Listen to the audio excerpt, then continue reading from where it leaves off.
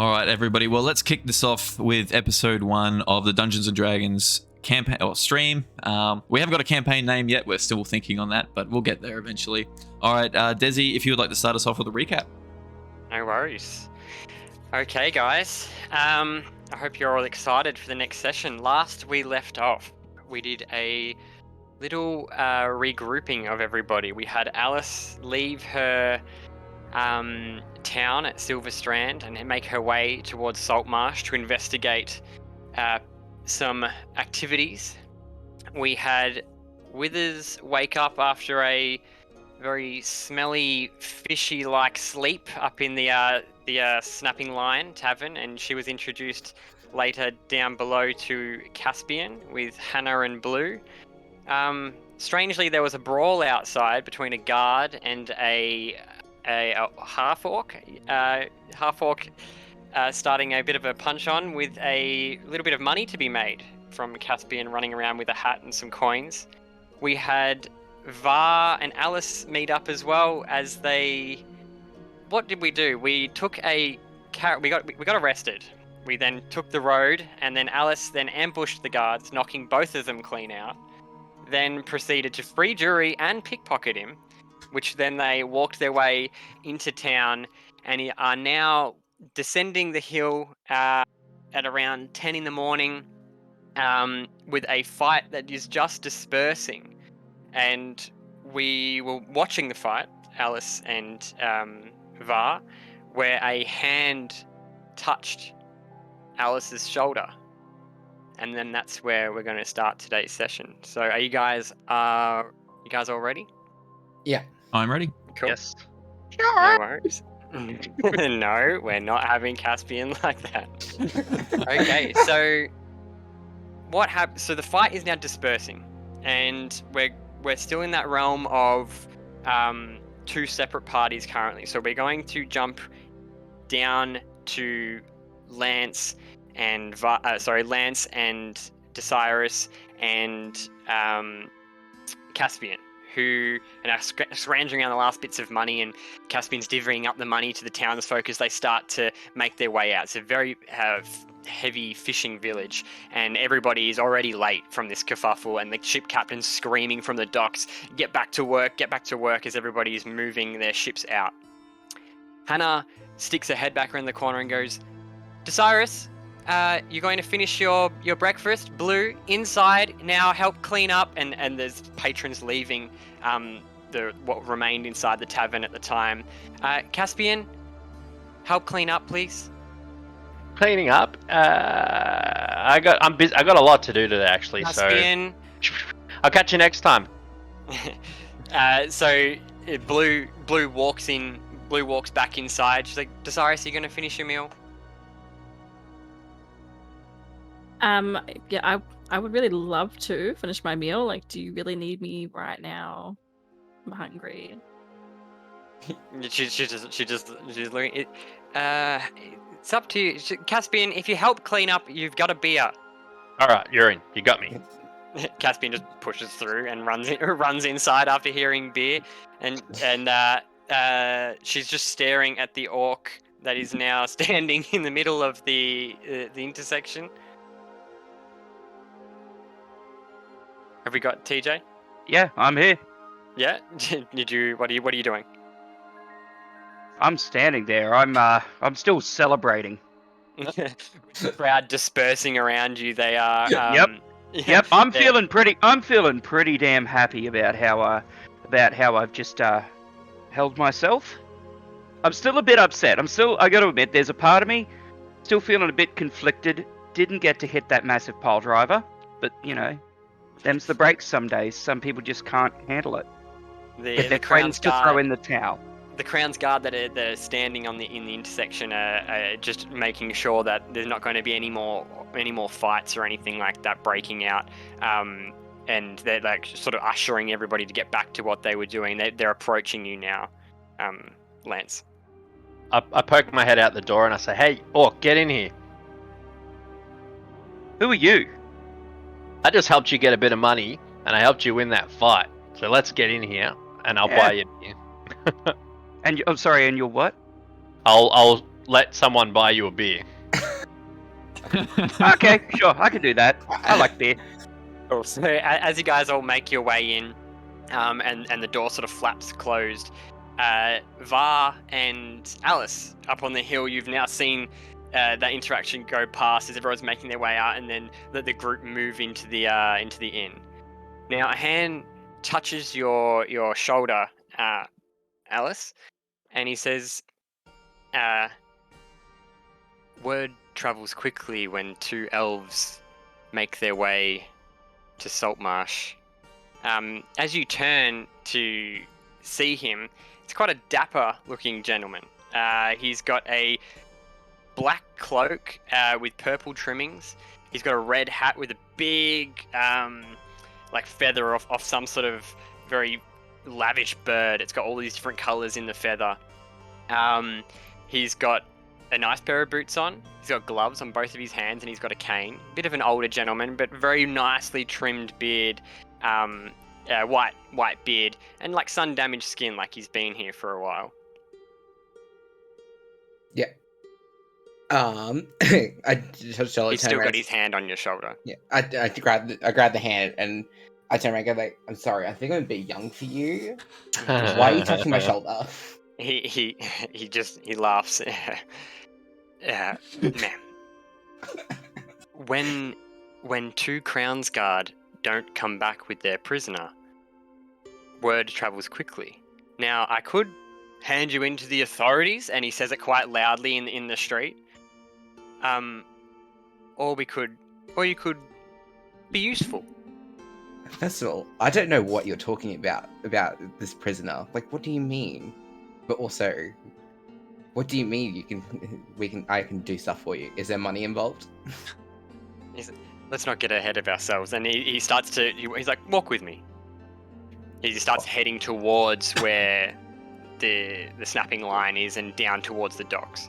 He's also, now you see as well, he's got two bodyguard right behind him. That one sort of shoves your shoulder on the way through, and the other one just awkwardly looks at Var and just sort of gives you like a head nod in the way that you're supposed to be going.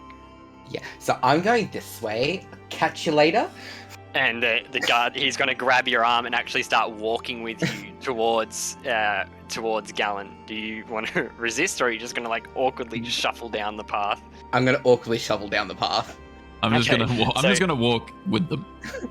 Okay, so you guys are walking down into the inn, and you come up to that team section right where the scuffle's taken place. There's people with boxes, filling boxes with seafood and stuff along the docks, and there's one boat that's just taking off now. And he's now he's walked up onto the steps, onto the patio area of the snapping line, and he's held the door open for you guys to enter. You're sort of being shoved up the stairs, and behind, and Var, you're just going to walk clean in? Or I'll walk in, thank you, I say. Yeah. Do you mind pushing a young lady around? Jesus, no way to be forceful. And you guys stumble into the bar. Just prior to that, as soon as Caspian enters the snapping line, and Blue's just looking a little bit sad. He's standing up against the door. He's like, "Caspian, you measure me." Hey, buddy, alright, give me the pencil. I grab the pencil off Blue, and I pull a big chair across to the pillar where there's just markings the whole way up the pillar, and each marking's in, like, one's in crayon, one's in pen, one's in whatever. It looks like there's been quite a few markings. I climb up the chair, and I reach up and I make a marking as Blue seems to stand there. He looks quite happy that I'm marking his height. Blue's, and while you're doing it, you've had to drag a seat and stand up on the seat. Blue stands at about 7.5 feet tall. And for those who went with us last session, Blue is a 7 foot tall, just man of absolute muscle. He stands quite straight, and he's got like a faint, he's like pale skin, but with like a tint of blue to it. He's got a big jaw with two tusks sort of like protruding, but there's no tusk coming out. It's like he's pushing out as if he should have two big tusks there. And he's got no hair over his entire body, and he's wearing like overalls. And he's standing there, he's getting measured by Caspian with a big smile on his face. And Hannah's like, come on, Blue, start to clean up. And he's like, no. And he's dumping through the thing, and he's picking up all the dishes of all the leftover people and taking them out the back where you can hear water and things being prepared and whatnot.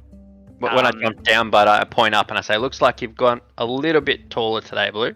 And he just gives you a couple of claps as he walks down into the kitchen after collecting the dishes. I'm quickly grabbing all my dishes now so I can clean them so I can get that free beer that Hannah promised me. Yeah. Desirus, you're sitting up at the bar with your meal that's still there. And TJ, you've walked into the snapping line now. What are you doing? Well, I was promised somebody was going to give me a beer. I just gesture over to the bar. I'm like, take a seat up there, pal. I just got to clean my dishes before Hannah rips my head off, and I'll see if I can get us a couple free beers with this charm and charisma of mine. Okay, interesting call. Why would you tell me that you have charm and charisma? Well, just if you couldn't tell from the facade and the lovely smile I have. Facade. I don't know this word. Can you explain? I pull my arm out of my shirt. I just rip it. I'm like, flap it, and I'm like, let's go. Oh no. Facade this. Oh, I understand. It's from that dialect up in the north, isn't it? I'd say close enough. Okay. I keep cleaning my dishes as quick as I can. I will give you an autograph. Give you an autograph. Yeah, I just kind of look give me awkward. something to write with. I give him the pencil. I just mark Blue's thing. Like, there you go, bud. Knock yourself out. Am I finished cleaning all my shit yet, bud? Yeah. You're getting towards it. Yeah. I'm like, Hannah, I'm almost done. Beers. What do you remember? You said 3 beers. Hannah's already pulled out two beers and put them on the table, and then she's currently filling another one. I immediately stop cleaning and go sit down. Okay. Lance, do you join him over at the bar? Absolutely. All right, cool. So you guys are all standing along a long, thin bar. It's probably got about 12 seats along it. Keeping in mind everything here is very nautically themed. We have sails as curtains. We have tables that are made out of the steering wheels for the boats, and barrels as chairs. But it's a very homely feeling for those who are left out at sea. There's that constant smell of fish, which is kind of annoying. But I suppose after a while, we might get used to it. In saying that, the door opens, and a dapper man walks through the door, followed by a disgruntled as then elf is sort of stumbled in, and Var sort of walks in, and then the man walks through, takes his hat off, holds it at his chest. Yeah, Caspian, morning activities, is it? Hey, Galen, how you going? I suppose you've seen the ruckus out front? Yeah, guess. And that's why I've brought you 2 new recruits. I thought, seeing as you've got your own little mission, we do need people of some sort of caliber. These 2 were caught, and then looks around. Excuse me? knocking out some Crown's Guard by my spies. And then and the bodyguards actually close the door at this point, and they stay out. I didn't do any knocking out myself. Also, you have no evidence of this happened. I was there. As you can tell, they like to cooperate. I turn around and I eye them up and down and be like, you sure they got any skill? I mean, you sure? Is it? How dare you? Everybody, come. And he ushers everybody over to a long table. It's got plenty of seats. Bring your drinks. Hannah, 1 lobster wine, please. She's like, yep, no worries, Galen. And he's still holding his hat, and he sits down. He hangs it on the back of the seat, and he's even walked around. Just before I got to the table, he's pulled out a couple of seats for everyone, and he's sat down there now. Blue stuck his head around the corner and went, and he's whispering, but it's Blue whispering. So he's like, Hannah, Galen's here. she's like, I know, Blue, I know. And then she's making, and on Gallon's wine, she's actually put like a little bit of a prawn that hangs over the over the corner of the glass. And everyone's beers are finished now. What do you guys want to do? I'll order another round for the table. I'll tell Hannah to put it on my tab. It's like, you don't have a tab, Caspian. Just one for me then. Yeah, okay, absolutely. I'll make a round anyway, and she's gonna go ahead and pour. For those again who need a visual representation of Hannah, Hannah is blonde hair pushed back into with a red bandana with like red white stripes all over it. She's got knickknacks hanging from her hair, like beads and anchors and little things like that. Every button on her white dress, down to where an apron meets, is all different parts of a ship. One's like a sail, things like that. Her most noticeable thing that dangles from the tip of her bandana is like a silver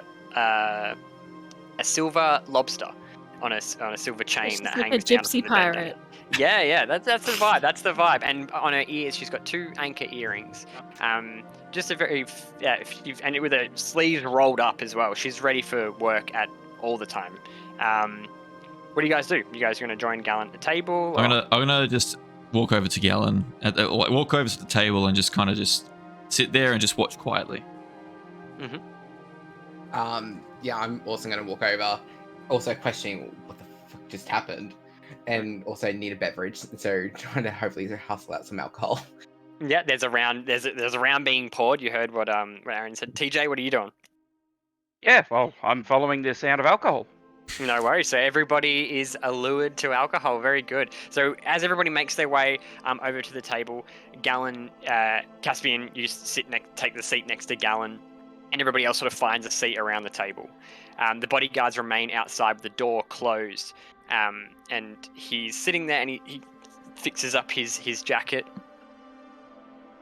Caspian, I know you've got some things you need working out and you need a crew. Now, But I'm not going to take on anybody. I need to know they're worth their steel. Well, this one here, caught knocking out 2 Crown's Guard by my spies. 2. This one, I still and don't know looks what you're over talking about. and looks over at Var.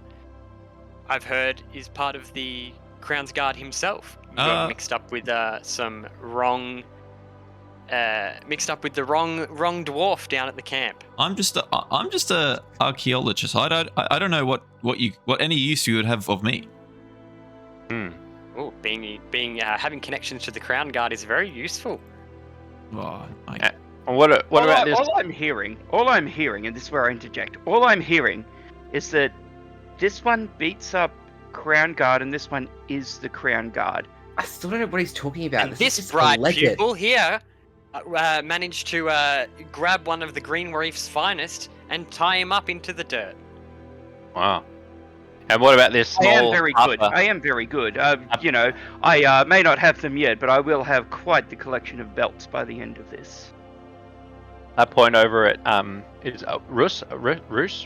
Desirous. Yeah, Desirous, and say, "Are you good at anything? What's your talents?" Well, I'm mostly known for my singing and my music, really. I like to perform. Gallon interjects and goes, a performer, a morale booster, a halfling's always good to have around, Caspian. Fair call. What did I sign up for? What am I being signed up for here? I pretty much I just like lean back and say, well, I'll be honest, guys. I'm looking for a group, a strong team, for a very important mission to me. But there's no way I'm just gonna jump in the deep end with a bunch of people I don't know. I'll be happy to. Very well. I might just Yeah. leave. I got things I need to work out myself, and if I don't know how I would if you be want much to leave, use. I'm happy to put you back in the cage. He let him leave. He's scared of the one who can beat up the Crown's Guard. By all means. I'm not a part of the Crown's Guard. I'm an archaeologist. Well, then why did he say that you were part of the Crown's Guard then, huh? Because the archaeologists were employed by the Crown's Guard. Sounds like a likely excuse. Yeah. I see. We go around and we tell each other our names. I'm Gallon Primewater, head of the council here at Saltmarsh. Head of the council here at Saltmarsh. And this is You're Caspian. always through here. Caspian Killick, local fisherman, local townie, lived here my whole life. Country bumpkin. Tell us about yourself. What's your goals? What's your purposes? Why have you come to Saltmarsh? I mean, my name's Alice, and I've got my own purposes here, and that's all I need to tell you. Boring. I'm Var, and I'm just an archaeologist that was here to supervise the works of the Crown Guard, so they don't damage any relics. An arrested archaeologist, as Gallon sort of like fixes his. Allegedly. Yeah, I need to. I was hoping to sort that out, actually. But yeah, I don't. Like I said, I don't know what you think I could be of use for here. There could be a bit of money to be made. So what money? So how much? Well, Alice tunes in. Sorry, I'm listening now. there's a fair few things going on around town that we might, if I get a strong enough team together, be useful for. But on my own, I know I can't pull anything off. So I can't. Price though. I look at them all individually and say, look, I need a team, but I need a reliable team. I don't know you guys yet, but if you're willing to come out on a quest with me, just a basic, quick quest, make a bit of money, see if you can handle yourselves. We'll go from there. If it works, it works. If it doesn't, you can be on your way. You're still dodging around the reward aspect of it. Like, you haven't given us a number. At this point as well, a round of drinks is being brought over by Hannah, and Hannah leans in to Caspian as she hands the drink, puts your drink on the table and puts Gallon's wine in front of him. Looks like you found a group for what you want done. Should I hold a room? I sniff the spear and I'm like, what is this made out of? I look at it, Don't worry, can I have what he's having? Because I'm not fancying this beer. It's a family recipe. Try it. What's it made out of? Lobster. Oh, I'm allergic. Sorry. If you don't want to have it, Caspian will have it. I just Sounds like reach it's been out over. the ocean. This is like it's been out in the ocean for like She's a like, fortnight and a half. it's something better.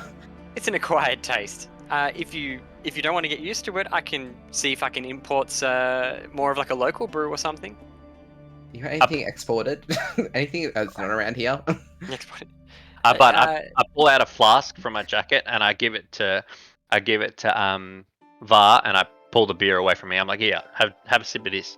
Have a sniff of it.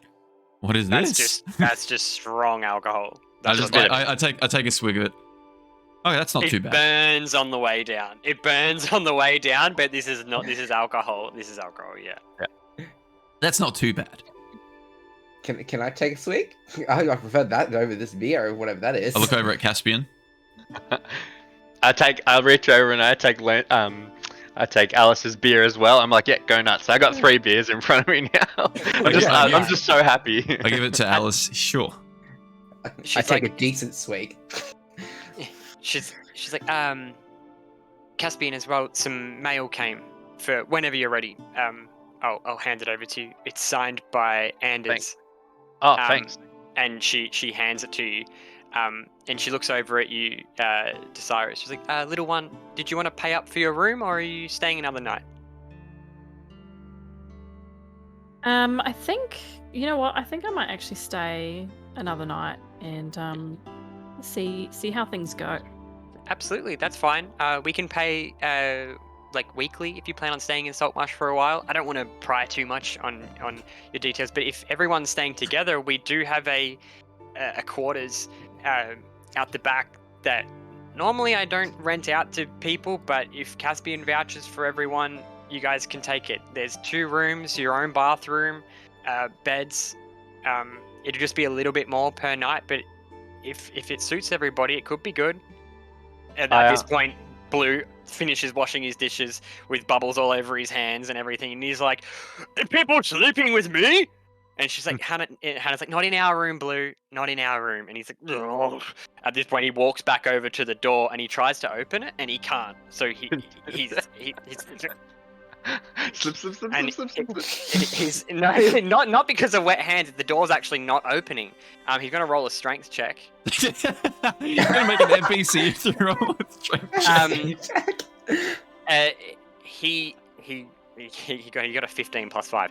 He slams the door open, and the bodyguard that was standing there blocking the door from opening, he pushes him off the porch, and he's like, "We're closed," and then slams it again.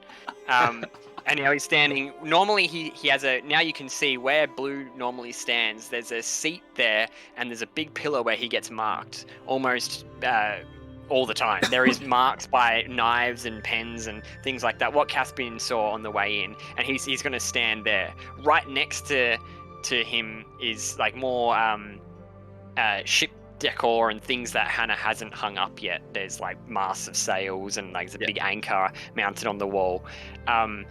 And she's like, "If you guys are going out on some sort of adventure," and he's like, "Adventure!" And he slams his hand on the wall and pulls off a ginormous anchor and throws it over his back. And he's like, "I love adventures." And she's like, "Blue, we've spoken about this. You're here to stay here with me, and you're gonna protect the snapping line." And he's like, and hangs his big anchor back on the wall. Galen is now going to finish his wine, and he's like, "I have an important cargo coming in. Lots of flowers and things for tonight. I'm holding a dinner tonight. If you're all invited, so long as Caspian decides that it's good. Me and my men might hang around for a little bit, just in case our two runaways here don't like our arranged deal." And then he's going to stand up. Sorry. Before you go, what is the deal? So if we help Caspian here, it's Caspian, right? Look over it. Yeah, that's me, mate. What do we get? Like, are we going to be? Well, myself, am I going to be free of Crown's Guard, or what involvement do you even have with the Crown's Guard that'll allow me to walk free? The more important question is how much, because you keep dodging around prices. They keep asking the question. He looks at Caspian and goes, "He's smart. It's smart. Use it." And he looks back at you. "What you get currently is not to be locked up. But what I will do is I'll keep my mouth shut. Maybe there was some goblins that took the guards and banged them over the head and freed an elf with... Maybe it wasn't an elf. Maybe it was that annoying town drunk always talking about a black tide as he's screaming around in the streets." Still have no proof I was there, but Very sure, well. okay. Well, while you're talking and saying goodbye, but I'm just going through that letter you sent me. But I have no idea what it says. Okay, so you've been reading that whilst you've got like 3 beers in front of you. Yeah. It is a invitation tonight from Anders Solmore, which you know is a newly appointed council person. You haven't had too much interaction with him, but it just says, "Please meet at the Solomore mansion tonight." As the sun's going down, essentially, is what it says. There's no real further details, but it is signed and addressed directly to you, which is a very strange thing. You haven't had many interactions with Anders before. Does it happen to have a +4 or a +4? No. But there isn't. That's all it says. It's essentially he's requesting an audience of you specifically. When Galen is on his way out, I just ask him after they've had their chat. I say, "Galen, do you think of anyone in town who could use a few strong people just for some quick coin, and roughly how much you think we'd get from it, just to please Alice?" You're not going to be working for those loyalists, are you? No, of course not, Galen. Jeez. Is there anyone you can think of, anything around town that needs doing?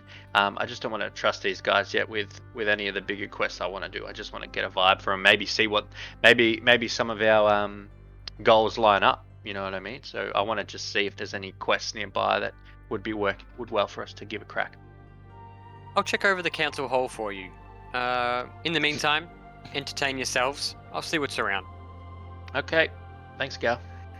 He opens the door as there's a very disgruntled bodyguard being like, "What the fuck with the?" And the door closes. And he walks out. You guys are alone at the moment. You still got drinks to finish. Have I still got the flask? Yep. Oh, cool. Yes, I take another couple sweets because I actually didn't mind it. Yeah, that note was an audience request from Anders. That what night. do you want to do with it for tonight? I'll be like, oh, that could be interesting. I'll decide to go, but I'll see how the night pans out. So, Caspian, Yeah, what is what's What is this quest that you need help with? Well, I don't really know you guys yet, so I won't go into detail. But suffice to say that I've lost someone very dear to me, and I'm trying, I'm trying to find them, but I can't just go out with anyone because there's a lot of things at play, and if you're working for the people who took him, then I'm only shooting myself in the foot. So that's why I'm looking for people outside of town. I know there's a lot of people in town who play both sides of the fence, so I can't just trust the local butcher to come give me a hand. I'm looking for some out-of-towners with a bit of strength. Cameron, what's your passive perception?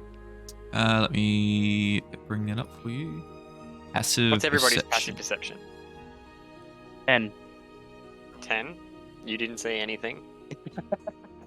TJ's, you're just drinking the alcohol, TJ? Oh, I'm Passive starting to nod perception, off is that here. just a I'm plus? starting to fall asleep. You mean just Is a that plus just- 4? Is that a busy day? No. What's your passive perception? It's Passive. a flat number. Oh. Yeah, It's in senses on Yep. the left. 13. 13. 12. Oh, You saw it. 13. Var saw it. Desirus? 11. You didn't Perception, see it. right? Okay. Sorry, and Caspian, you don't need. It's Blue's behind Caspian currently, and Alice and Var. What you guys see is the more that Caspian talks about, as soon as he said he lost someone dear to him, Blue is currently like grabbing the seat so hard that it is like splintering the wood. It is, and he's gone from having a very lovable, like dumbfounded, happy to help face to really sort of like and like grunting and shit like a more beastie sort of vibe. The fuck's wrong with him? I turn around, I see Blue. I'm like, Blue, it's right. Don't stress, bud. It's okay. Relax.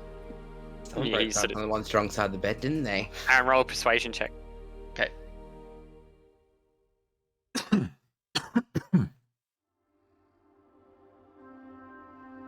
I got a 19. 19. It blew. Sorry, Caspian. That's alright, bud. Just watch your strength. You don't want to break any more of Hannah's chairs or she'll get pissy. And Hannah's like, yeah. Where did we fall? Are we keeping the room? Sorry to interrupt again. And as she's clearing things off the table now. I just gesture my arms. What do you think, guys? Stay in town one more day. Maybe earn a few coins. If there's something around town I can help you with. If you help me, I'll help you. If you need to know something, I've lived in this town my whole life.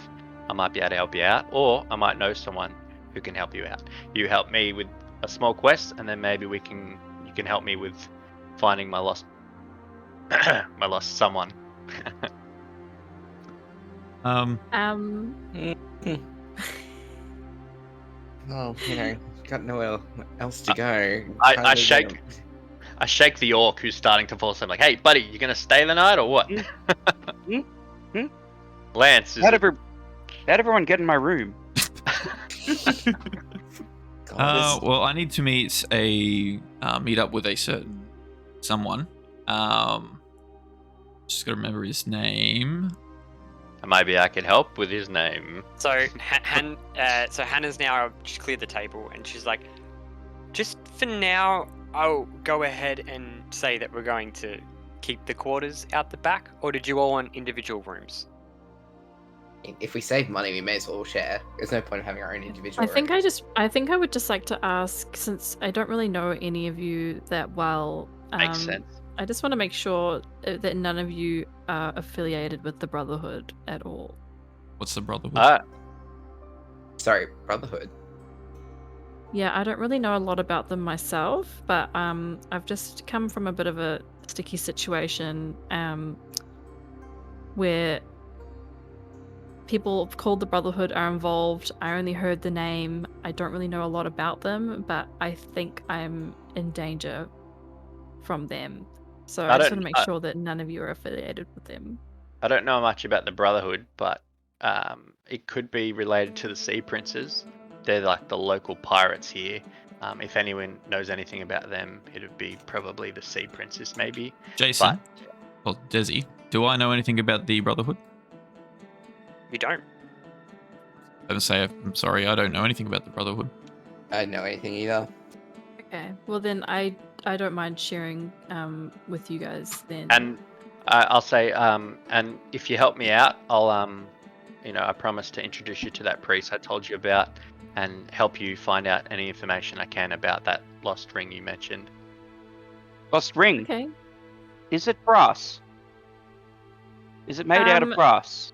I don't actually really know. Like I've kind of just come from Candlekeep, which is a large library that is ever growing and moves around. And I was just basically I spent a lot of time there doing a lot of reading and researching, and I came across some information about a ring that I've learnt used to belong to my mother, and I have half of this ring.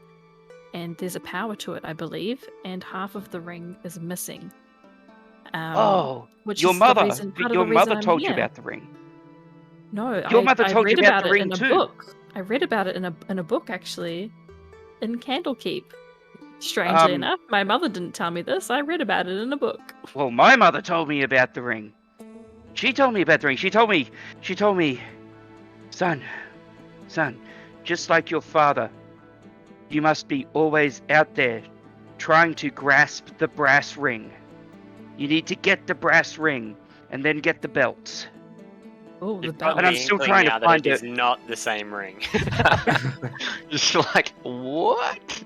I'm watching this whole conversation. I'm just like, cool. Hannah's now taking the last of your beer, and she's like, "Good thing he's good at fighting." And she grabs the beer and walks around the corner.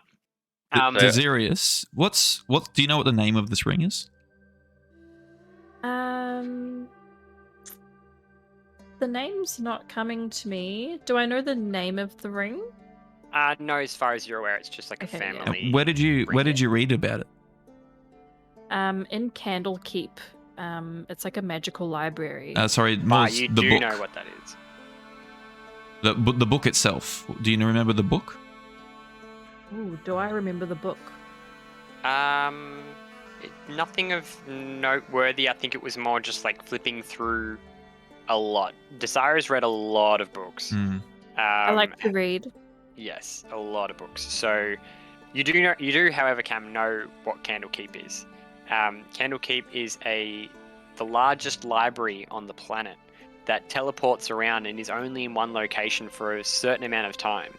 When you are at at Candlekeep, it will continue to teleport around, but when you choose to leave, you always leave where you entered Candlekeep. It's almost the mix between an illusionary castle that teleports all over the place, but you've never been able to be in the right spot at the right time to research there. Yeah. You've researched in a number of large libraries, but I'm very jealous that you've been to Candlekeep. What was it like? It was incredible, but I had to flee because I overheard some information from people I believe affiliated with the Brotherhood, and they what did you saw hear? me. I don't really know if I'm comfortable sharing it just yet. I feel like I want to get to know you guys just a little bit better. You can trust 5 of us, surely. Yeah, I've lived here my whole life. We're all such lovely people. We got whatever he is. We got a drunk. We've got whatever he is, a researcher person. So looking around the table. The table. Sorry. again for those watching, looking around the table, what are the key features? What are people seeing? So we're starting with Alice. Alice, what are we seeing? I'm assuming we're seeing on along the table. Yeah, Wait. big rectangle table right in the middle of the room. Yeah. So just looking at this, I've got this flask in my hand, and I'm just gonna put it in just So pocket it. more of a description of yourself, I think, is what he's. Oh getting yeah, at. so I'm sitting down. I've got comfortably arms to the table with my silver hair pushed back and all that as well, and then Tied up? Yeah, no, let loose. Let round out, bar. loose, Let out beautiful. bar, just, Bow over the shoulder. Yeah, bow over the shoulder. The other flask I have tucked away so no one can see it. And then just sitting there and chilling, relaxing, and I'm keeping my eye on the door just in case. Are you wearing like leather clothes, or what? Yep. What are you wearing? So I've got leather clothes with a gold trim, and sitting down comfortably. Got leather boots, hair let down, just chilling, relaxing, and at a nice wooden table, chair, and all that as well. Green eye, purple eyes, and stuff like that as well. Purple eyes, silver hair pushed back, elven threads. We got the bow over the shoulder. Casually Caspian. stealing my flask. I notice, but I don't say anything because I'm like, it's like a 2-copper flask, and it was only half full anyway. I just keep drinking the beer because I know that was a good trade-off. 2 beers for half a flask. I'm just drinking away like I'm not fussed. Yeah. So Uvar, you fixed yourself up now, and you're a bit more. I imagine anyway that you've fixed your cloak up a little bit. Yep. So I'm generally well presented. I've got my hair like shoulder length hair, but it's tied into a neat like ponytail up the back. Very very clean. I've got a coat on, which is like explorer's coat, but like it's very neat and tidy and very like kind of professional looking. I've got almost like a scientisty vibe. Yeah, scientisty vibe. So I'm a researcher, so I'm an archaeologist, but it's also designed in build to help with navigating dungeons and exploring archaeological sites. I've got a belt around my waist, and then on that belt I've got a book that's hanging off like a chain on one side, which is just like my research notes. And on my other side, I've got a mace, which is a part of what they give you as being an archaeologist, just to help you defend yourself. I've got light purple eyes. I'm a half elf, so, but like standard stature, quite small, quite scrawny, and just very well presented. TJ, you're dozing off coming in and out of having a beer and not and jumping in. What are we seeing? How tall are you? What do you look So like? I am I'm 6'6". I'm just kind of sitting, relaxing boy. down in the chair. I'm a big man. I'm a big half orc man. I have lots of muscles, yet I'm not shredded, but it's more of a slightly barrel chested sort of like strength. He's still Are you understated. simply muscle. dressed? Yes, just a simple dress. Sorry, not a dress. That didn't come out right. Cute. He's like, he's a nice masculine orc in a nice pretty dress. No, I've got Well, he looks a bit funny at the table. I've just got a just a simple white tunic, brown leather pants, and large black boots that come up through to the calves. I've got green skin, purple eyes, purple hair. So many purple eyes. And my hair is so shoulder length, like ringlets. Beautiful. Caspian? What are Yes, we I seeing? am. Thank you. Down your last beer. Yeah. At the table. You can and I'm start waiting start for off by the- saying, "Oh yeah." I look over at Hannah, see if she's willing to bring us any more drinks, or if we're kind of tapped out our luck. Like, is she still waiting? All right, Hannah, I think we're gonna book that room, but one more round of drinks for the table, just to, let us mull it over. Yeah, sure. She looks at you a little bit curiously, but she's happy as long as you're gonna pay. Can I not get a beer? Can I get something different? Because the beer here smells like rotten fish. It just doesn't agree with my stomach if I drink that, I think. All right, I look. say I'm sorry. Hannah- I have to stop you here. You're being a little bit rude.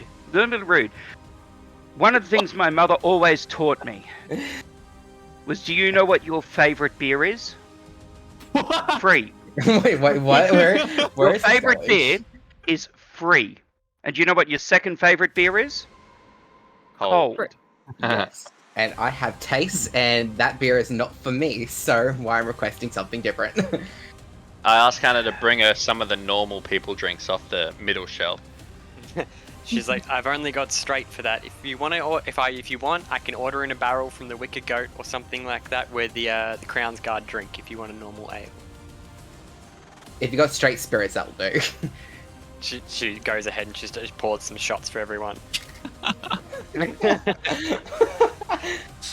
So I say, since you guys are all happy to stay in town or thinking about it at least, can I at least assume that you're all happy to make a bit of coin while you're here?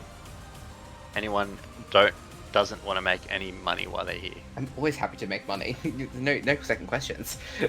Yeah, I mean, like, money's not really my main objective, but if there is money to be made out of helping people, I'm not going to say no. Well, if you're all in town, you're all here for a reason. If there's something you can learn here, something you can gain here, you may as well roll with me for the time being. I need to speak not- to a Ellie. Where is his Eleander Fireborn? Isn't that where I'm going tonight? No, never mind. Yeah, I actually know that guy. He's the captain of the Crown's Guard. So that's something I could probably help you with if you help me out. So it's not the kind of person you can just walk up to on the street, but I might be able to put a good word in, or maybe get Galen to put in a good word for you. It's all right. I've been in contact with Eleander. We've bonded over our desire for knowledge of the Elven ruins here. Oh. So as you guys progress with your conversations throughout the time's moved on a little bit. We're a couple of hours into the day now. So you finish up your drinks. Where did you guys want to go? Did you guys want to go to the Temple of Prokin, which is where you guys were going to go for based off last session, or what did you guys want to do? I'm Galen's happy invited to. you out. I'm happy to help. You're still at the table. Desirius. I'm happy to go with you, Desirius, to help you work out a bit more about this ring. I'm interested to learn more about it.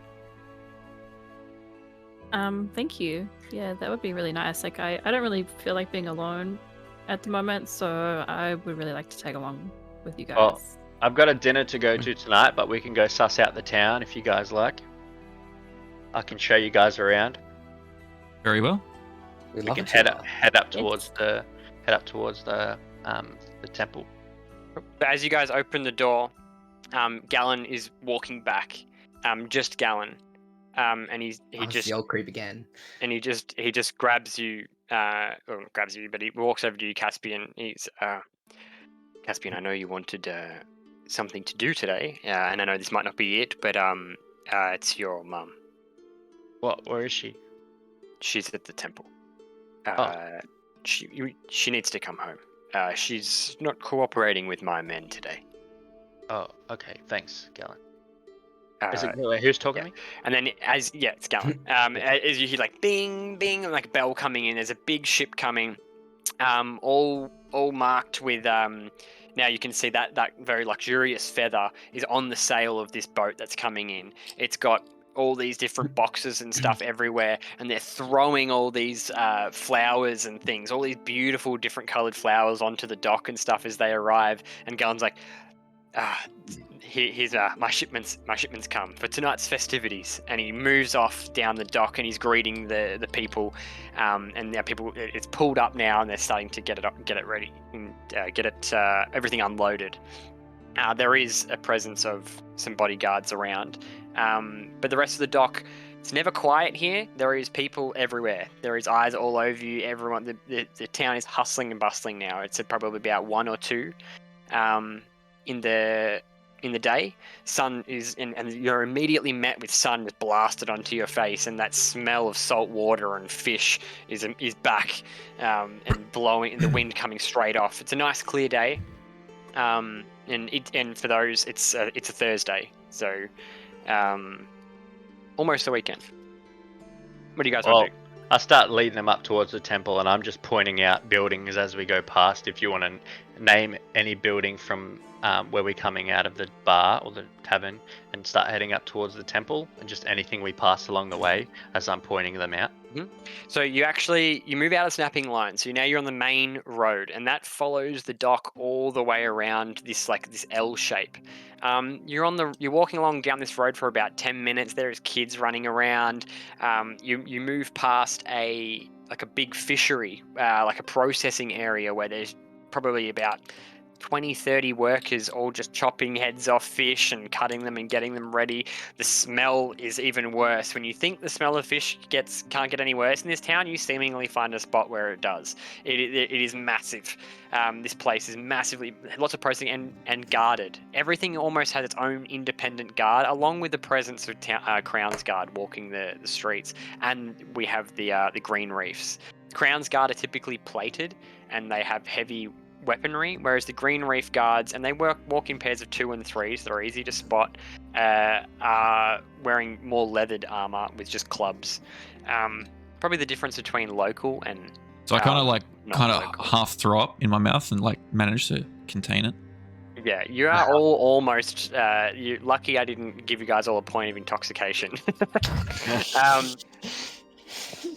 Not even lunchtime. Yeah, so you guys carry on down the road. And the next landmark that you guys see on the way. So now you're moving up a hill as well. So you take a left, come up to a fork in the road. As you take the left, on your right you see a lot of that more pushing to the water, where the water's actually come up a lot, and there's no dock anymore. The water's just pushed up into almost like an abandoned part of the town. It's called Crabber's Cove, as Caspian walks past and mentions it to you all. It's essentially an abandoned part of town that got built on very unstable ground too close to the water, and now it has got its nickname Crabber's Cove from it being infested with crabs. Every building in there has crabs, as Caspian is explaining as you guys are walking up. As you guys get to the foot of the hill where it starts to incline a lot more, you walk past.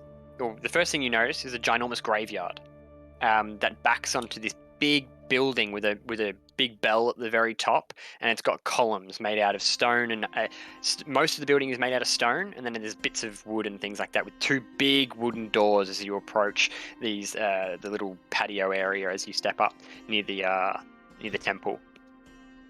All right, so as you guys move up, you guys see that big temple, and if you look over your shoulder, you're immediately met with a great view of the ocean.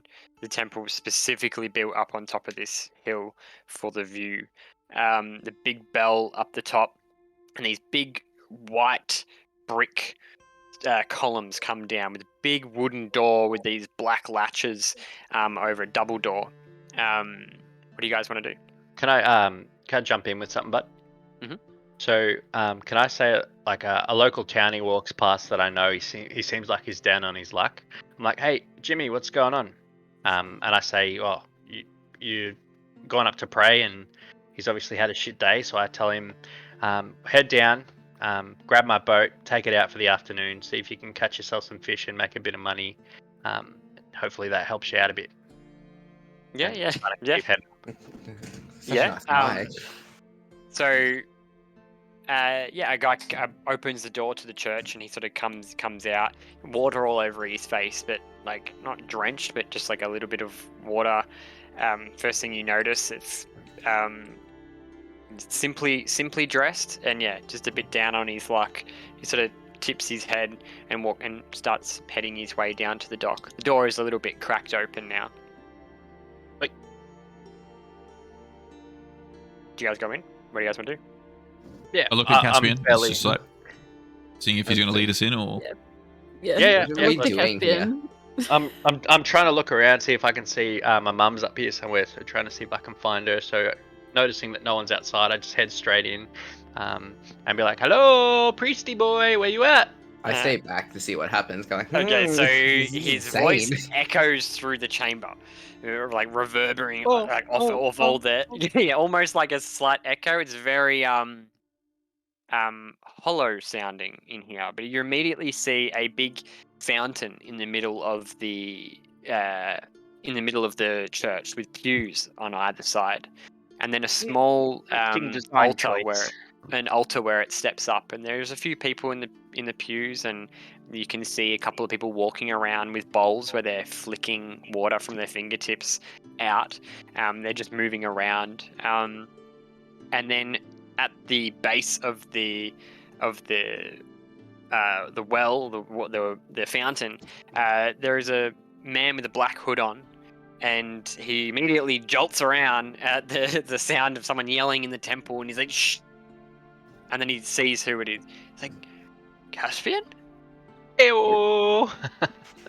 It's like, what a joy to see you.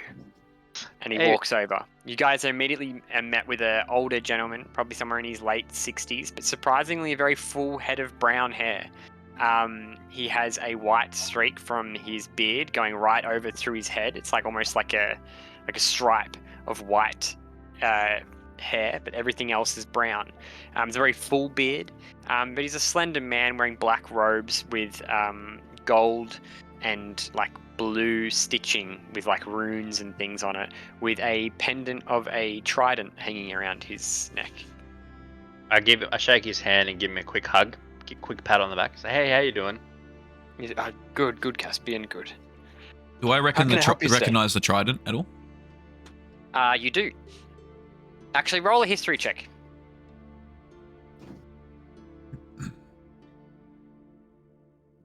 History. Deception. There it is. I got it. 20. 20. This is the symbol of Proken, a god of the sea. He is normally in charge of navigation, not so much controlling, like, he doesn't control the ocean, but he's everything good about the ocean. He drives, people prey on him for good fortune and safe passage, when they, and good weather and thing they pray to him for, but there's no, like, he's not the controller of tsunamis or anything like that. He's a very lawful god.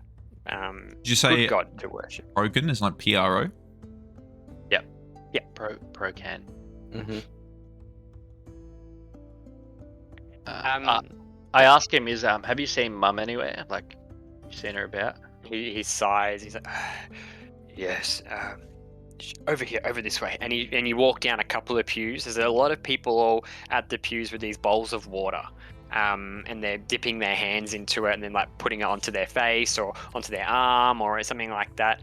And Caspian, then as you get to the pew right at the front, there is a very slim, pale woman with a brown cloak on.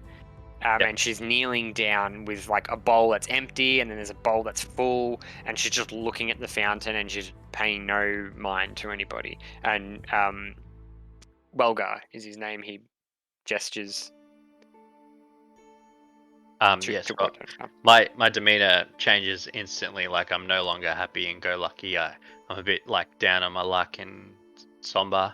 I kneel down next to him, like, hey, Mum, like, what's, it's time to go home, As you approach your mum, Welgar, and then you see him walk off to a figure that he was talking with prior to when you came in, you would assume. And he walks off and just leads you to it. She's just sitting there, like, just on her knees. Yeah, I turn back to the other guys. I'm like, hey, feel free to look around if you guys want. This is my mum. I just got to make sure she gets home okay. So I'm like just talking to her quietly, just like making sure she's okay, and maybe trying to convince her it's about time. She said she heads home, and maybe it's time for a midday nap, sort of thing. I say to roll a persuasion as well. Cameron, go. I say to Desi. So Desirous. Desirous. Okay. So Desirous. So what was it about the church that you needed to see about this ring? I immediately perk up. I got a Let's nat be 1, such a but mummy's boy and just go have a walk around. She's just go on, sorry. Give me a second. Hang on. I gotta open up my notes. Recalling from last session, Caspian said that the priest will be able to help you if it's lost at sea. Yes, that's right. Yeah. So that's why. yeah, just Why we're here. that's what I touched on. I said that the So- priest remembers every ship that's ever come in, every big catch of fish, like any big catches that were notable. He remembers all that sort of stuff. He's got a very good memory. So anything that's like above average in town, he remembers that sort of thing, as long as he was there to see it. So How do you know so that basically in my research, Yep, from what I found out, what I know, the last known location of this ring should be on a ship called Tamarot. That's based on what I've read. in do the I know book, anything so- about Tamarot, the ship? Roll a history check again. just while he's rolling, I got a nat 1 Yeah. on my persuasion. But Yeah. Okay. So 24. your mum. Oh wow. So your mum is sitting there, Caspian, and she's just completely out of it. She doesn't even know you're there. She's just saying, "My boys, they'll come home. My boys will come home." And she's just fixated on the floor. She's even, now that you're there, she's pulled her hood further over her face, and she's actually resisting when you pull her arm. Yep. Cameron, what did you get? 24. 24. A 24.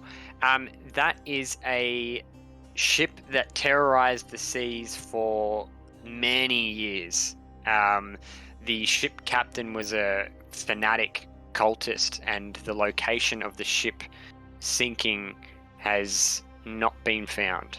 But the tales of him mercilessly ransacking ships and taking them down is well known in most books. Okay. What about the areas in which he ravaged? Was it this local to this area? This or- whole sea, yeah. This whole sea. Okay. This Euro sea, yeah. I see. So, Tamarot was. I'm just gonna relay this information that you just said to me straight back to Desirous, and so that's the history of Tamarot. It's an interesting boat, but you maybe since it is local to here, like there's no record of it where it ever ended up. So it might be worth chatting with the priest if he may know where it might have ended up. TJ and Alice, what are you guys doing? I've walked off to follow the priest. I've got some very pressing questions for him. Nice. I've gone walking around and see there's a collection plate anywhere for research purposes. I want to know more about this fountain. Okay. So he's currently having a conversation with a elderly lady. She's got no hood on. She's short. She has short grey hair, but weathered skin from plenty of sun damage and being out and about. Seemingly a local, and she's dressed just reasonably well. And they're finishing their conversation, or they're talking as you're approaching. What are you doing? Oh, I've just come up and I ignore the fact that she's halfway through her sentence. I say, Priest, tell me about this fountain. So he turns and he's like, just one minute. And then right as he does that, the lady's like, it's fine. Everything's okay. I'm happy to leave now. And she takes. No. It's leave. okay. You can stay around. I won't hurt you. You're all good. Our matters have concluded. Thank you. I put my arm around her. I put my arm around her shoulder, just like in a friendly sort of half side hug. And it's like, no, please walk, now, stretching his arm out around a woman. now please, She's like, priest, tell me about this fountain. Who created it? the fountain was made. The fountain was made here with the church many years ago. The founding of Saltmarsh. Excellent. So, So, would you be able to put me in touch with the builder of it? Excellent craftsmanship, by the way. Excellent craftsmanship. I was thinking about getting one done and sent up back home to the tribe. A well? A fountain? Yes, a fountain. I would like one. I'd like one in my mother's bedroom. Visibly confused. In my You mother's visibly bedroom. confused him. Roll a persuasion check. Also, as you're talking to the priest, the lady that you've grabbed and got under your arm, she's grabbed your hand and she's like, "I'll be leaving now. Thank you." No. It's okay. It's okay. If you just hang around, I will give you an autograph afterwards. It's more than fine. I don't mind. I don't mind at all. My persuasion was 15. You got a 15. Yes.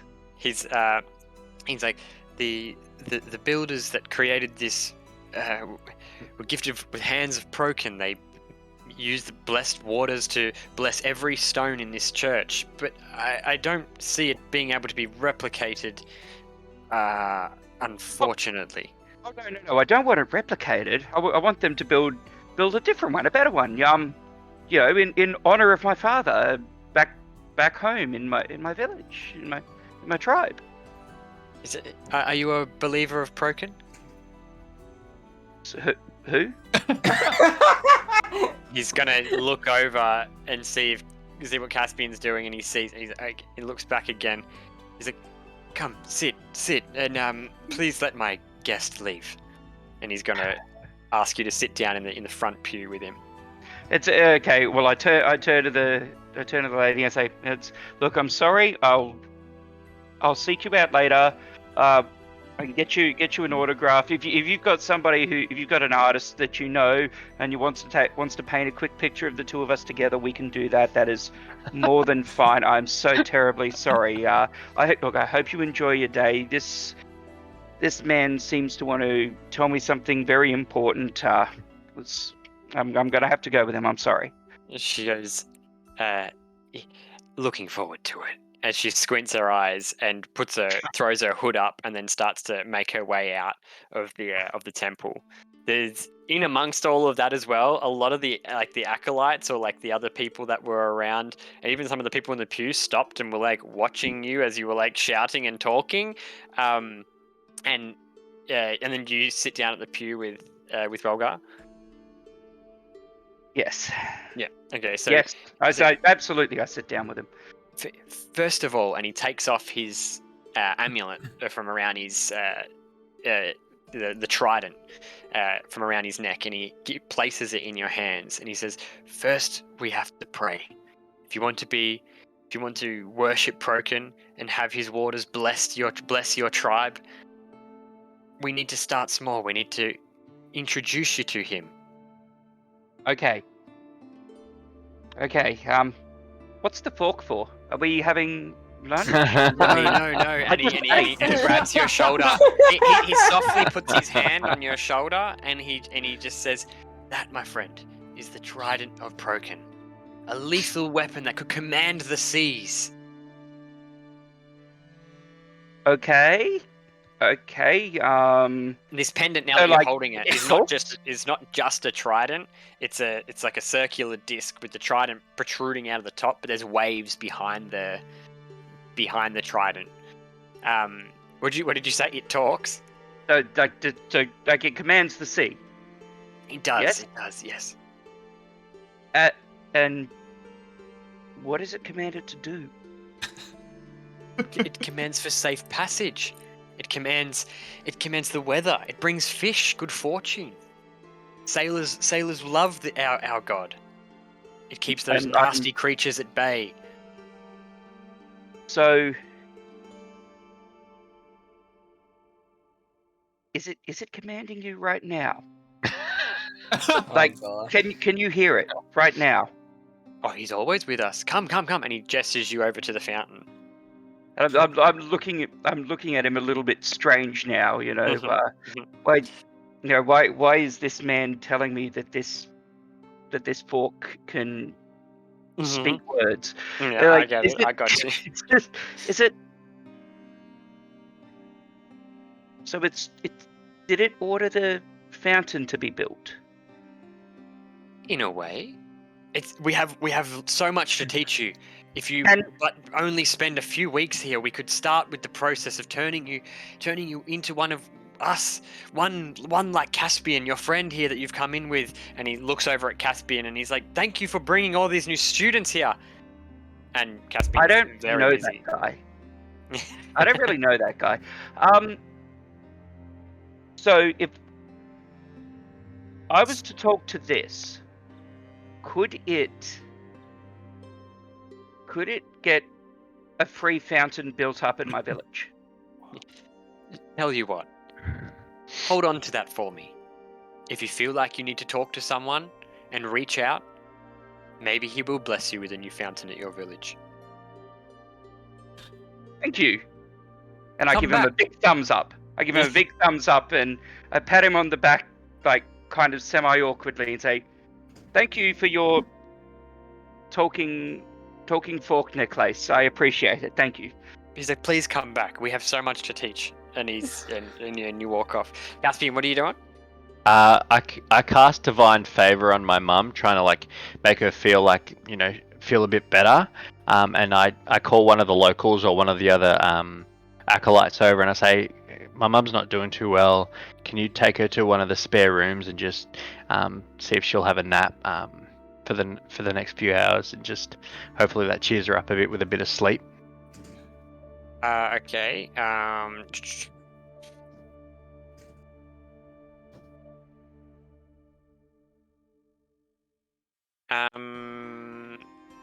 So Divine Favor, but It's like it just does like, it's like a prayer that empowers you with Divine Radiance. So that does extra damage with you when you attack and stuff, but I'm hoping it like lifts her spirits a little bit so that she has the power just like to get up and like carry on with her day. okay, no, I see what you're trying to do. So your hands glow as like, and like sort of giving off like a holy image, but it's really just it's a semi-powerful radiant magic is emanating from your weapons. The harpoon that's on your back, the shield now glows like a soft yellow, and everything as it catches your roll persuasion again, but with advantage this time. Okay.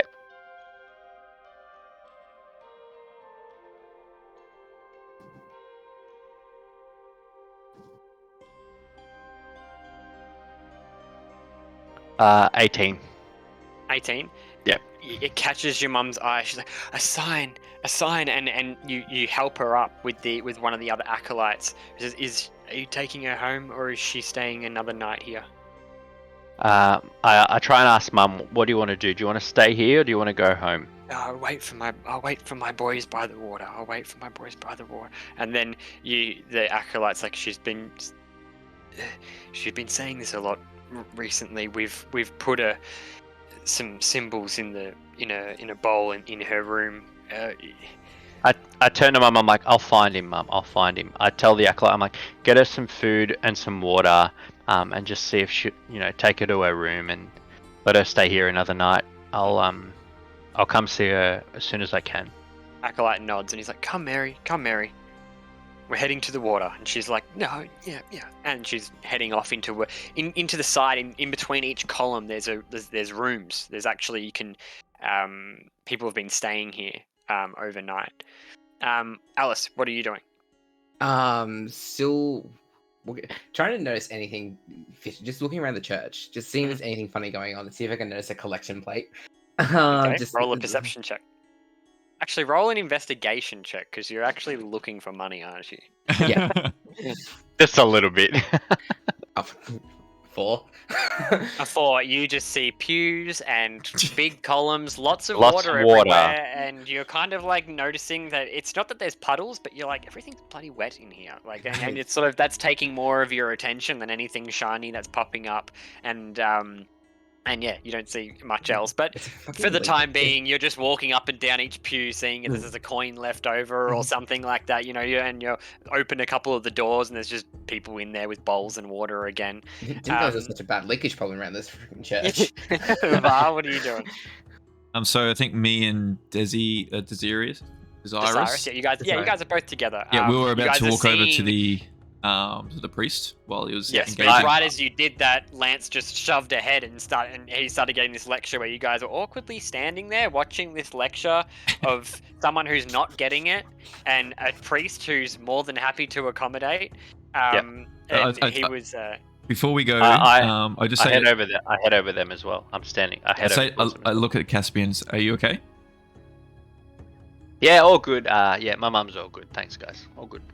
See, okay. And then I'm gonna walk on over. Are you guys coming along? Yep, I'm following you. Yep, you guys are only a couple of meters in. You can see the pew there. The priest has just stood up and he's given his pendant off and he's given that to Lance. Lance has just like walked past, and now you're looking at the fountain, Lance, and just like touching the water and stuff that's coming out of it.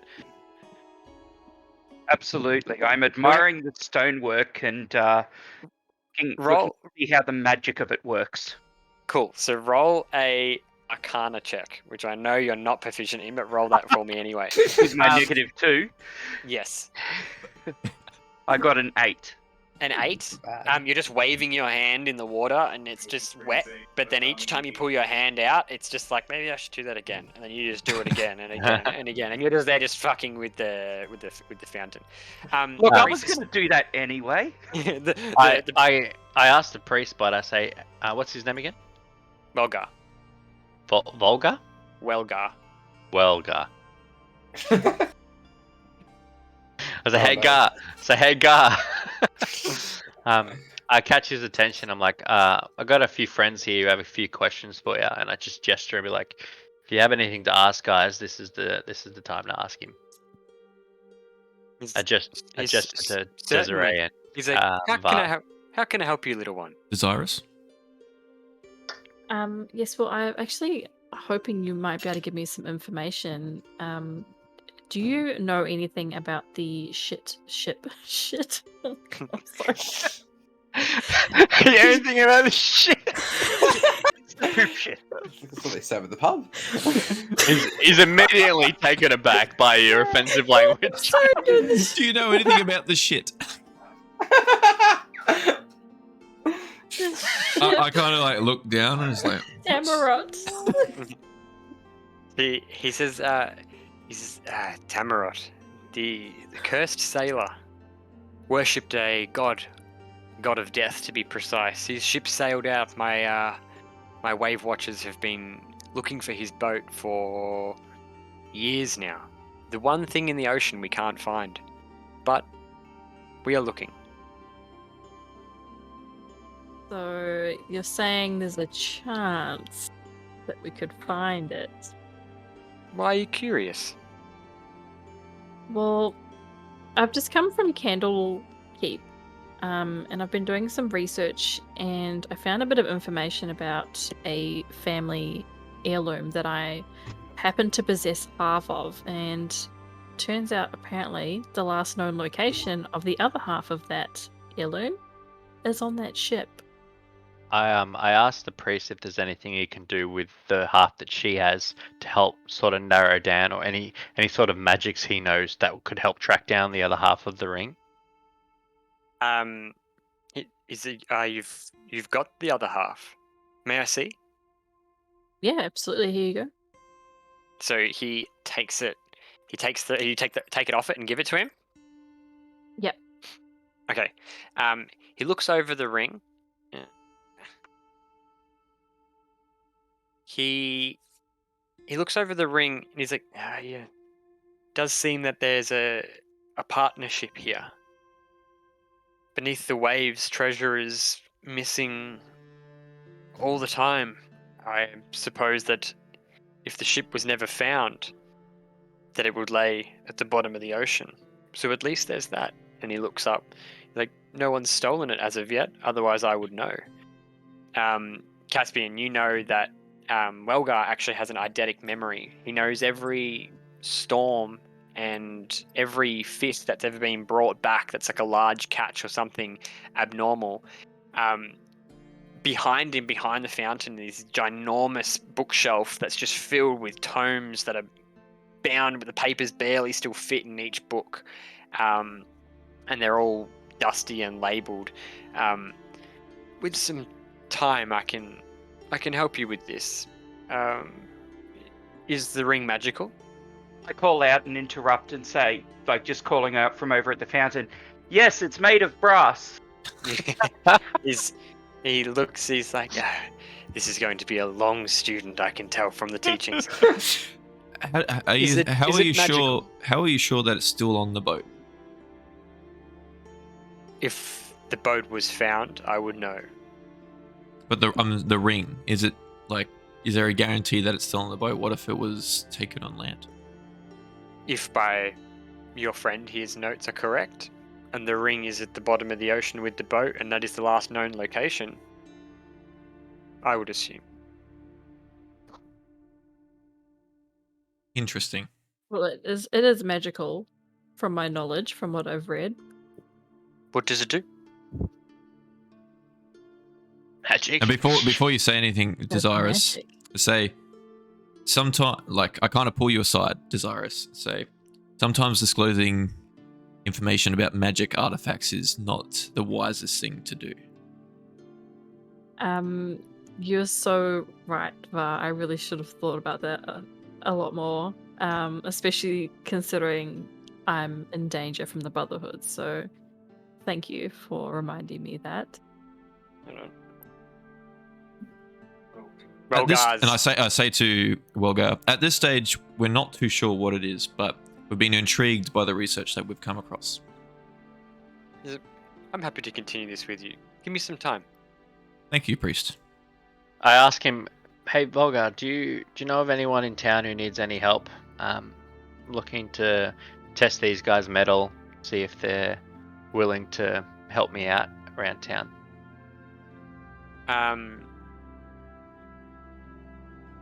Roll.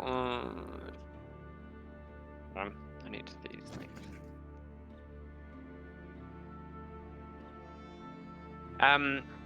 He leans back.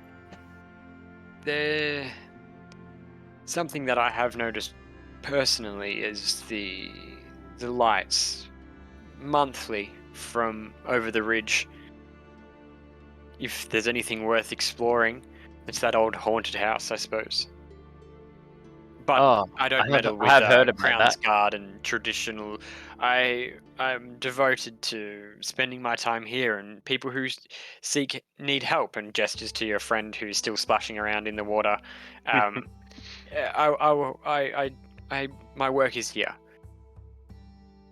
I have heard some rumors at the local market that there's some odd goings on over at that house, not that far away. If you guys are willing to come suss it out with me, I'm sure we can make a few coins in the process. What do you think? Asking the group as a whole. Yeah, I mean, I hear I go. Yeah, after Alice has just been searching for coins, like, fucking, I can't find a single so- one. And then it's like, so- oh, money. The priest is going to need a bit of time to go through his records.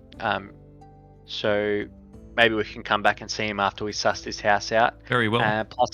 Plus, if we, come across anything along the way, it will be a good chance for me to see if you guys can hold your own. At what time are we at now? It's late afternoon. Yeah, so we might not have time to do an investigation of a haunted house now, and I very much. How far away is the house? But Few hours, you would assume. I don't think we should go and check out the house during. I've got a dinner tonight, so maybe we can meet back up at the inn tonight. And But the best time I to go was check just out given a spooky fork. houses Did at you want to night. borrow it? what was that? Sorry. I was just given a fork. Did you want to borrow it? I think they've got it. I think they've got forks, but thank you, Lance. Thanks. I walk up to No, Lance, I'm just trying to help. you're still admiring the fountain. Yes. So, what have you got here, Lance? And I show him the amulet I was just given, the medallion I was just given. Say, it's a fork. It can talk to it can talk to the water. I see. Apparently. You should hold on to that. It'll give you good fortune. Yeah, and I can eat my fish with it too. He's not wrong. So yeah, it's getting about into the afternoon now. Alright, I suggest to the guys we start heading back down from the tower. We're up quite high, aren't we? Near that cliff, aren't we? Yeah. So On our way down. now that you open the doors back out to the church, you notice that there's a big cliff off to the left that actually sticks out over into the water, and obviously that view again. And below is the Crabber's Cove. You're actually more inland the cliff. Below you see all the Crabber's Cove, and you see the water lapping up over the houses that are like almost in roof level with the water, and then as it progressively comes up, there is more houses that are dilapidated, waterlogged, and things like that as the sun sort of like skips along the ocean. But there's a big cliff there. I take a second as we walk out, and I like hesitate, and I'm just staring at the cliff for a second. I turn back to the guys. I'm like, that's the leap. We call that place the leap. Anyone who's lost anyone out at sea or who passes away at sea, any family members who remain, they take the leap, where they jump off the cliff, and if they survive, most of the time they survive, then it's just like a sign of respect for anyone who's lost at sea. How big is this leap? How far are you jumping? Quite far. The safest bit about it is there's no rocks at the bottom, from Caspian's knowledge. As you want to go on over to our it? way down, I would like to take a detour to go and see Eleander. So, you don't know where he is. Yeah, you don't actually know where he is at the moment. So, Do I know where he is, but or where he might be? You would have a might be, yeah. If only Var asked Caspian where he might be. Caspian. Yes, Var, how are you? Did you enjoy your visit to the temple? It was thrilling. Yeah, I'm quite religious myself. I'm a Procan man all the way. I see. It's interesting information to know. I would like to visit Eleander. Would you happen to know where he is? Maybe. I think he likes to frequent the insert place where he might frequent. He would either be at the barracks, or he would be at the. So he is, or he's at his home. He's the captain of the Crown Guard, and it's in the afternoon. So I'm going to take a stab and say he's at the barracks. So I tell Var, I say, Var, this time of day, most likely at the barracks. It's not on the way back to the tavern, but we can go check it out if everyone else wants to come tag along. Yeah, you know, Caspian, that from where you guys are to there is almost the other side of town. The barracks is all the way back at the front gate where you guys actually came in, and you saw the barracks set up on the left-hand side opposite the inn, the Wicker Goat, where you guys had a drink. Cam. Either way, I'm happy to go on my own if everybody has other things they need to attend to.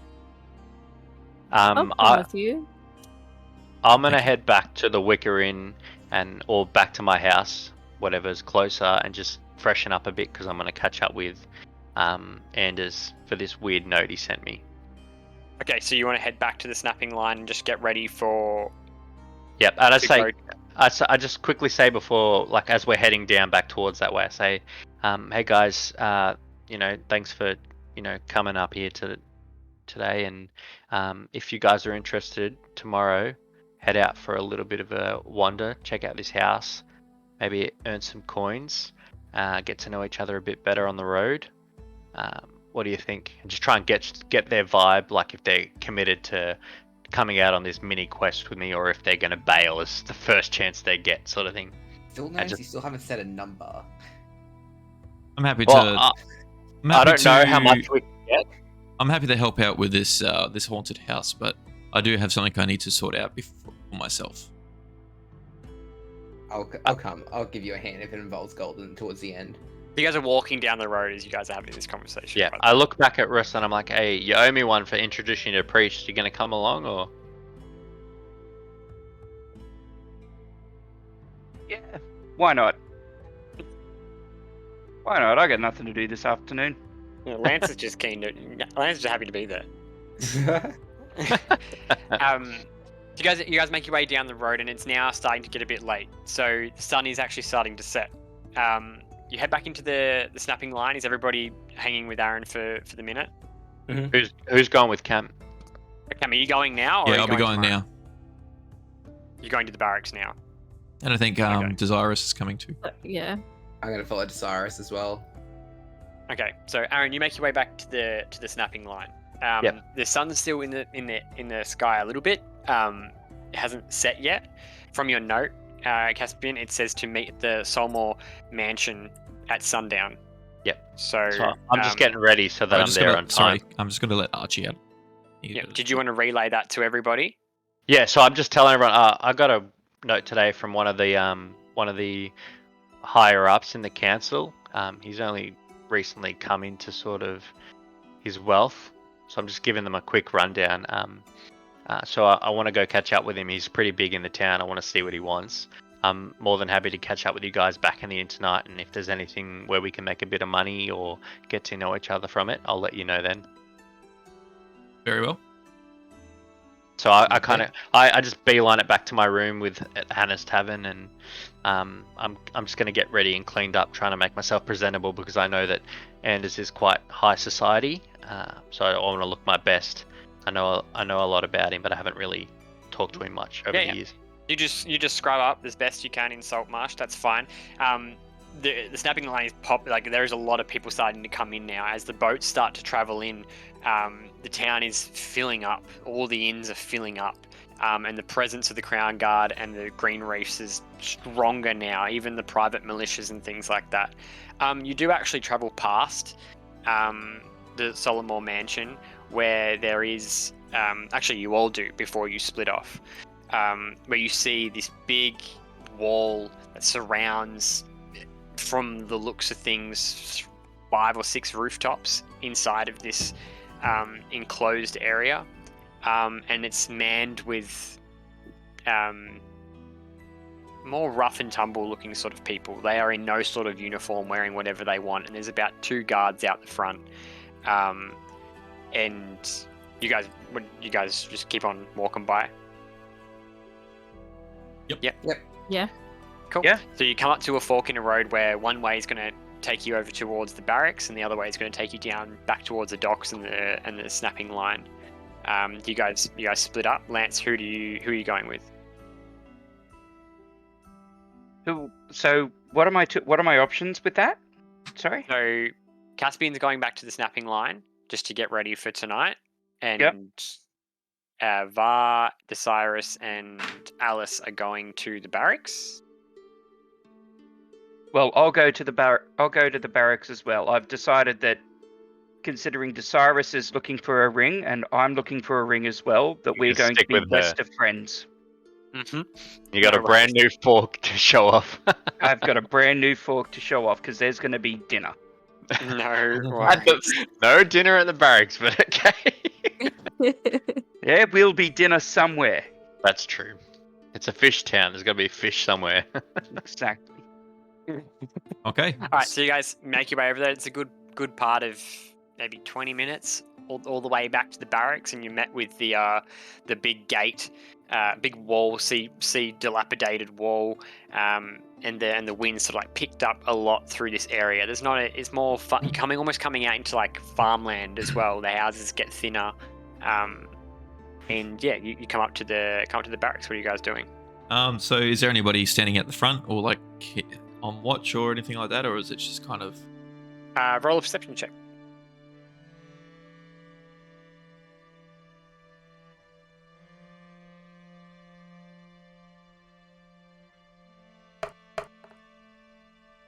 $14. 14. It is. All you can see is. Well, all you notice is there's about maybe 4 guards out the front, maybe 5, all wearing plate armor. And it's a single-story building, from the looks of things, all brick, and there is a gate that runs around the perimeter as well. There is like a few wagons out the front, and that transport goods here and there around, and that's all you can really see at the moment. It's built on like a low hill, so you're almost like looking down into it a little bit. Cool. Now, just on that, do I have anything on me that identifies me as part of like the archaeologist skill?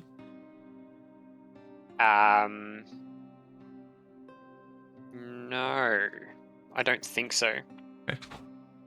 So I'm just gonna. So, I say to the guys behind, I say, look, there's gonna be a lot of guards in there. So it might be worth if you guys stay out here, just so we don't get into any kind of trouble. So I just need to talk to the commander there, and just to relay some information. I shouldn't be too long. I say, excellent idea. It's a very good point. There are a lot of guards there. I'll come with you and help. I also want to get to know Desires a little bit better, so yeah, probably some one-on-one, be like sister bonds, you know. Yeah. We need to know each other better. Okay. I said to Lance, look, I said it'd probably be best if you waited out here.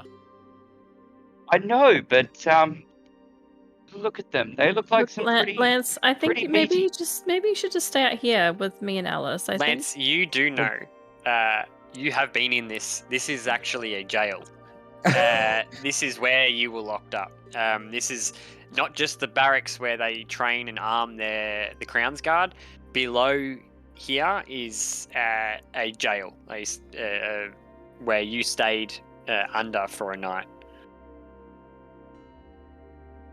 What's happening? Can I try to sneak Desires away, so we can kind of have like a little bit of a conversation? Yeah, you guys can walk or do whatever you want. You guys can walk away, or you can just stay put for now. You're currently standing on the road that's the main thoroughfare in. You and Cameron walked down. Oh, sorry, you and Var walked down this road before, on the way into town. Come on, Desires. Let's go have a chat. Let's go get to know each other a little bit better. All right. Since we're going to be working Where do you together. where do you want to go? Let's go walk down Lance, the are road. you going with them? No, it's okay. It's girl time. It's girl time. Okay, very well.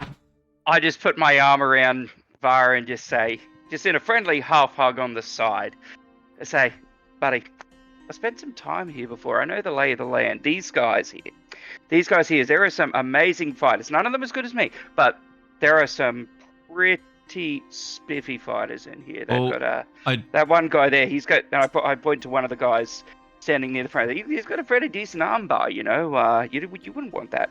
You wouldn't want to have to be on the other side of that. You look a little bit thin. My intention is just not to get into any fights. So if you can restrain yourself, that would be. As this conversation's happening, and Alice and Desires, you guys are heading off in the opposite direction. As I look back and go like, he's your problem now. Have fun. And just keep walking. There is 2 guards walking towards you, Alice and Desires, just like patrolling. But they're having a chat. Roll a perception check, both of you. Okay.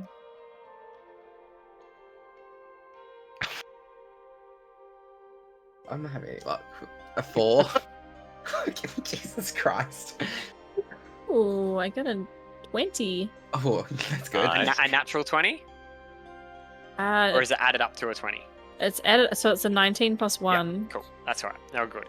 All right. So you've turned your back, Alice, and you're like, you have fun, and you're not even paying attention to the guards that are walking towards. Desirous, you hear them having a chat about. You hear the words gallon. You hear the orders on hold, and you hear 2 elves. And then they like use these little snippets of the conversation, but your ears perk up when you hear that essentially the order is on hold, looking for 2 elves. Is the gist of the conversation that you've gathered. They're about. Yeah, I really do like 20, to overhear 15-20 feet away from you, walking towards you. Very perceptive.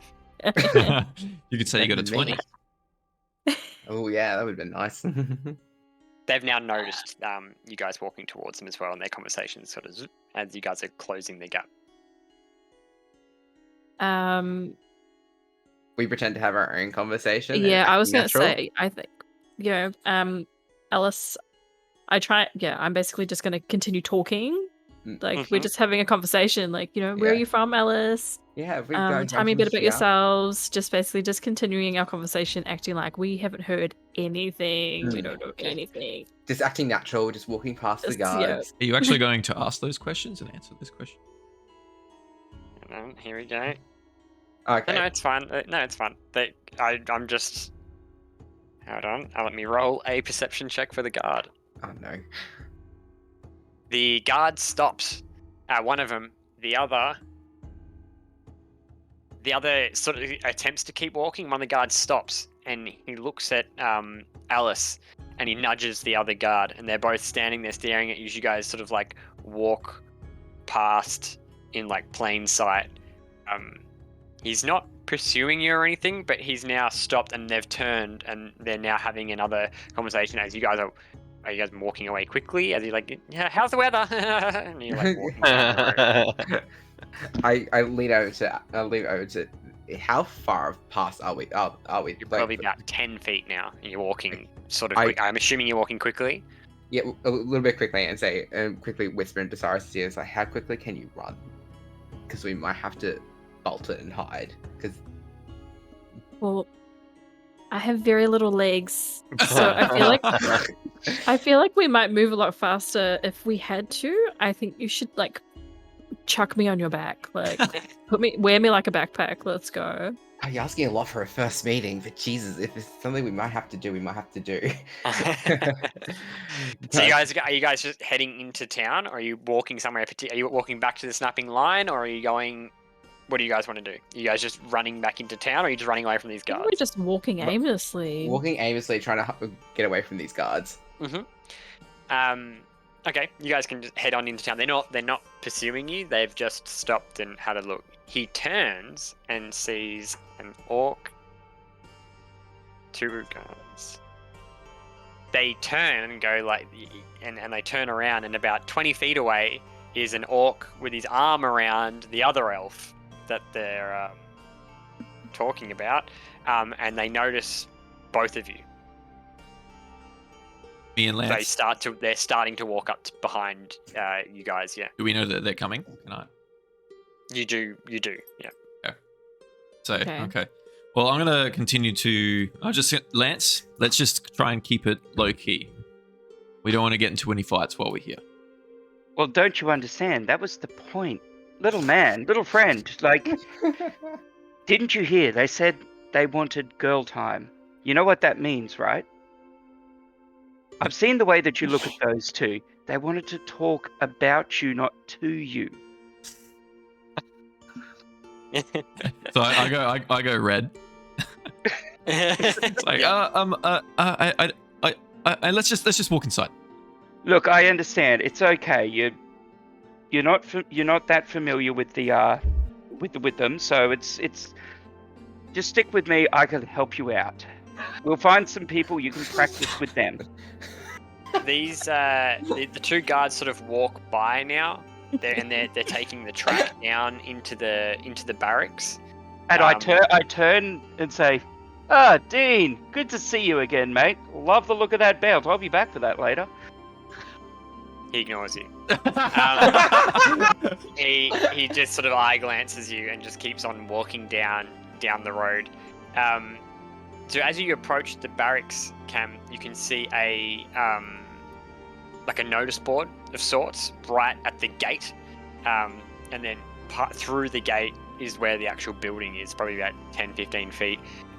There's like a small little area, essentially like a double lock. They can lock the gate and the door at the same time if they wanted to. On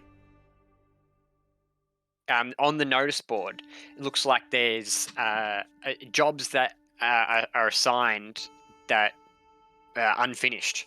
There's like a big list of things there. Okay. As we walk through, like, I'm guessing there's like some kind of main entrance that we walk up to get into the main. There's the gate that the 2 guards just walked into. Yeah. So we walk in, but as we walk through, I'm going to try and like read as much as I can past it just casually, without like Okay, without being kind of like noticed and reading. Oh, it's like a notice board. It's you can read it if you want. Like Okay. you can stay there and read it. That's fine. Well, it's up to you. what's the first few lines of this notice board? So there's just like a bit of paper sort of like stabbed into it, and then there's like a mercenaries wanted, inquire. There is another one that's like a job for looking for people for construction. There is another one that is looking for miners. Another one that's pinned there. There is also a scouting party wanted. And then there's like these little like they're all like sort of jammed in with various different objects and stuff. It's not very formally laid out. It's not like someone's perfectly written it all there, but that if just glancing at it, that's all you can sort of see. The big bold headlines. Right, I'm gonna keep walking through. And try CJ, what are you doing? Or I'm Lance? trying to ignore the notice board because I know it's rude to go into somebody's home and read the things on their walls. Okay, so Lance is just not looking, and you guys are going to walk into the So barracks? walk into the barracks. Okay, you are immediately met with 2 Green Reef guards that are standing at the front, along with 2 Crowns guards, and then the other 2 that have just joined up. They've now noticed you walk in, and their eyes perk up. I'm just gonna keep walking as if I'm meant to be there. They immediately block the door. So, gentlemen, how are you tonight? Business here? Yeah, I'm here to see Eleander. Roll a persuasion check.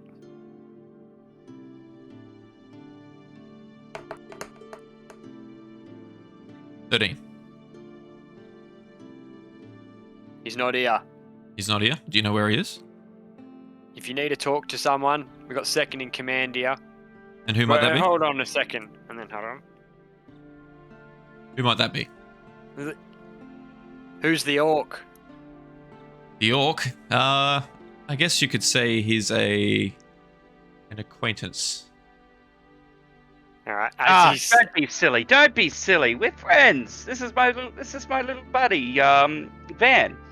He's a great guy. Look, you guys remember me from last night. I don't know about him. I've just come back for another bit of that bread and stew. I mean, it was fantastic. I got this new fork. Wanted to try it out. I'm hungry, man. Come on. One of the guard that's one of the Green Reef guards that's sitting at the barracks immediately clutches his belt and like is also rubbing his head, and he's like, "That's the motherfucker that took me belt." I look over. It's like, how you doing, like, buddy? You walk straight back in to get locked up again. This time with an elf, and the guard that was walking by that saw you guys was like, "Yeah, and an elf." So who's this new guy that's walked in? No, he's the one that walked past you guys before that overheard, or that Desirous and that overheard. And he's like, and the elf. Half elf. Pretty brazen for you all to just walk on into the barracks.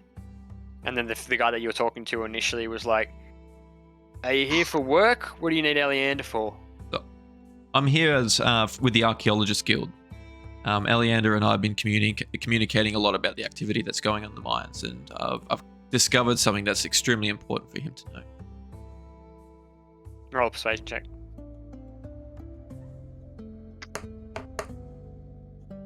16. 16. Is that total, or you rolled a 16? It's total. Total.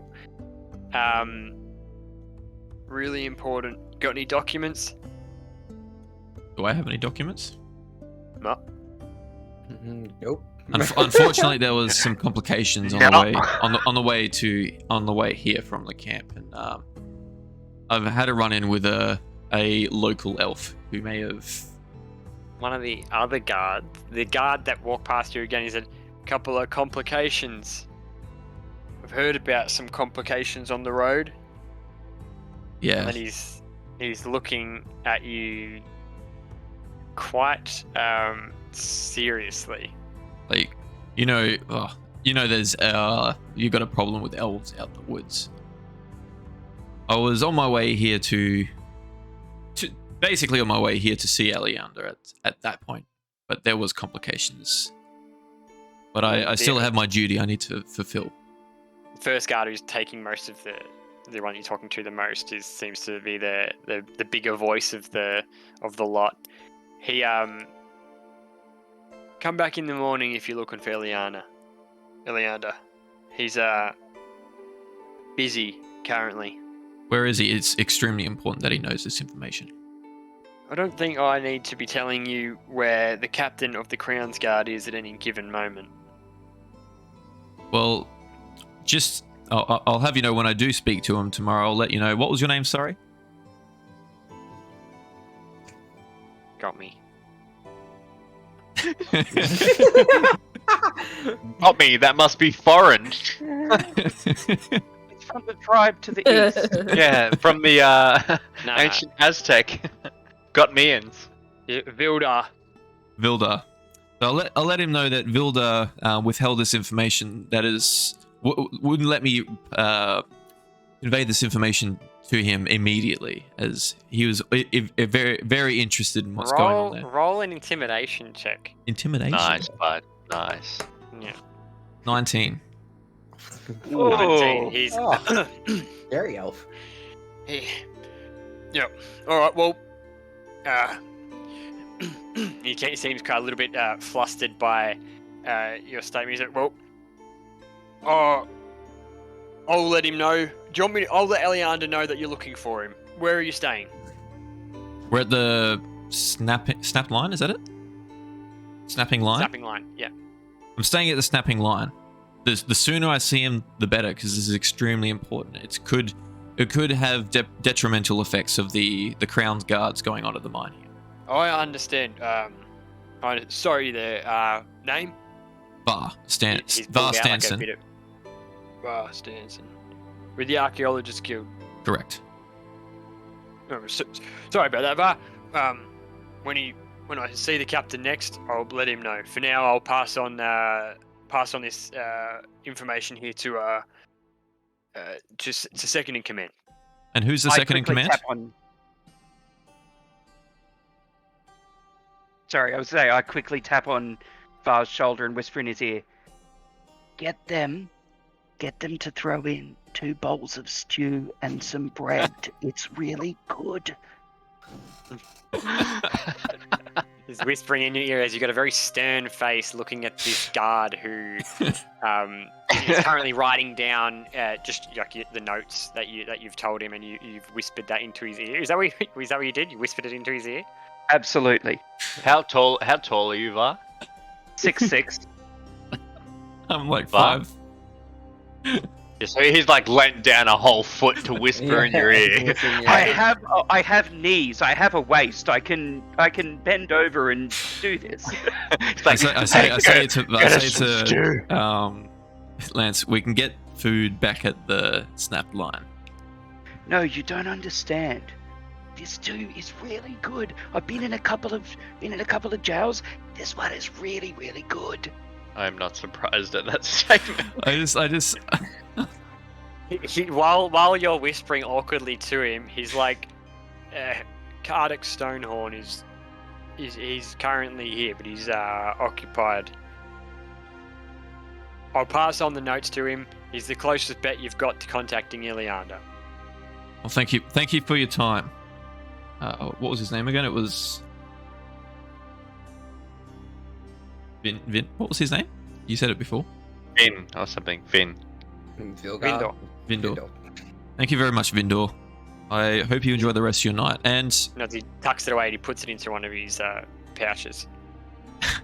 I hope that message gets to him quickly. It's extremely important. And just entertain my friend here. Do you have any beef stew spare? Roll a persuasion check with disadvantage. Oh, disadvantage? Okay, let me reroll Disadvantage. that. How do you do it at disadvantage? Oh, right click, isn't it? Disadvantage. 6. There's no 6. CPU tonight. He's like, you can visit one of the many inns in town. You hear that? You festivities. hear that, Lance? They don't have anything spare for you. Unfortunately, they've got lots of guards to feed tonight. So But when I was here last night, they said that if I was going to play my cards like the way I was, that I'd be eating stew here every night for the next month. They promised me. I look at Vindor and I say, "The ball is in your court." He said, we don't want him back again. If he's coming back here, he's going straight to Seaton. Let's cut a deal on that. 1 bowl of stew, and we'll leave. He's shaking his head.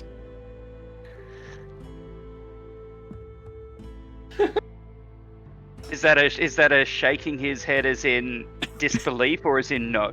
That's a no. A hard, firm no. Okay, I turn He's around. just I grab. staring at you. I grab. He's like, yeah, go. I grab Lance. Come on, friend. Let's go. I'll shout you to some of the special food they've got at the boat snapping line. Fine. But I tell you what, I'm gonna bring you back here sometime because you've got to try it. I promise you, it's life changing. It's life changing. Sounds amazing. It is. Okay. It is. I look and forward I would to never lie to you. I look forward to it, Okay. Lance. Alice and Desirus, you guys are walking ahead. You walked into town a little bit. What are you guys doing? Still chatting away. Getting to know Desirus, like ask her. So you said you came from Candle Keep. What's Candle Keep like? It's really interesting. It's just this massive, amazing, incredible library. It's just constantly growing. I really enjoyed my time there. I'm sad that I kind of had to leave, but Yeah. I can return. I've got like this special pen that can take me back there just one time though. And it'll take me back to where it is because it's always traveling around, so it's really hard to find. But if I do need to go back there, I can use it just once to go back. So I'm gonna save it. Yeah, no, that's completely understandable and understandable. You said you had to leave earlier because you ran into a bit of trouble. You said something about the Brotherhood was after you, like the Scarlet Brotherhood. Do you know any information about them, or? I don't really. I was in the library looking through some books, and I happened to overhear a conversation between 2 people. They spoke about something about the Black Tide, and the folk in the swamps, and the creatures under the sea, and the monsters from the woods. And that's when I kind of, I don't know, I must have got a fright or something because I made a bit of noise, and then they heard me and realized that I was there. And they were like, "Get her," and said, "Yes, master," for the Brotherhood. So that's what I'm kind of assuming they're called the Brotherhood. But I basically just like got out and just I managed to sneak away through some little hidey holes and stuff. But yeah, that's all I know really. Yeah, you must have been scared for your life. That's some pretty heavy situation. Lucky you managed to find a boat and actually come to whatever this place, Saltmarsh, I think that's where we are, if I remember correctly. She actually like. I walked. Yeah. You here. walked. Oh, sorry, you walked. Yeah, it's good. It's good to see you actually made it somewhere safe and away from the Brotherhood. It's a shame you don't know any more information about them, though. Yeah, I wish maybe we'll come across someone that might know something and can give us some information. Maybe we should look into some things together. Yeah, I mean, if you want to help me out with that, that would be really nice. Yeah, maybe we do a bit of quid pro quo, a bit of help each other out. Scratch my back, I'll scratch yours. Damn right, sister. And a new alliance is formed. Walking. So now you guys are walking into town. I assume once you got past the guards, you're just kind of like casually walking, or were you just like power walking into town? What were you guys doing? Casually walking. Casually walking. So Yeah. power walking behind you is probably Var, very disgruntled with a with an orc talking about stew the whole time, and they sort of catch back up. We're 10, 15 feet from behind you guys as you guys make your way back towards the snapping line. The sun is starting to set now, right on time with Caspian's letter. So are you guys heading back to snapping line, or is there anything else you want to do? I'm going to make the comment of, God, I thought he'd get locked up again, be left away. Yeah. yeah. Probably making our way back to snapping line. Yeah, I think get that some sounds like a dinner. good plan.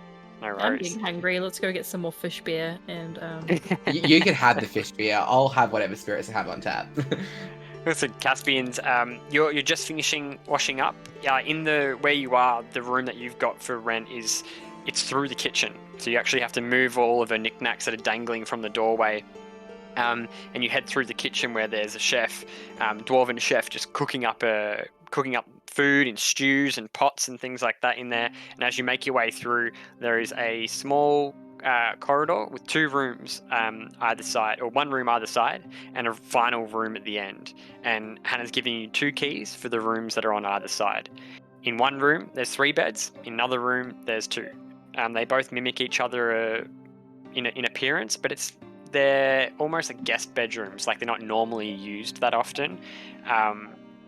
And you've cleaned up in there, and that's where you are currently. Is there anything else you were doing in the snapping line before the other guys catch up? No, I just pretty much head straight in, and I cleaned up, and I've talked to the locals as I've gotten ready. So I'm pretty much just chilling now in the common area, just waiting for that sun to go down so I can head off. I don't want to be too early. I don't want to be too late. Mm-hmm. So yeah, just hanging out in the commons area. Cool. So almost like bang on time as you guys walk out. Good timing. You guys all sort of walk in, and you meet Caspian again.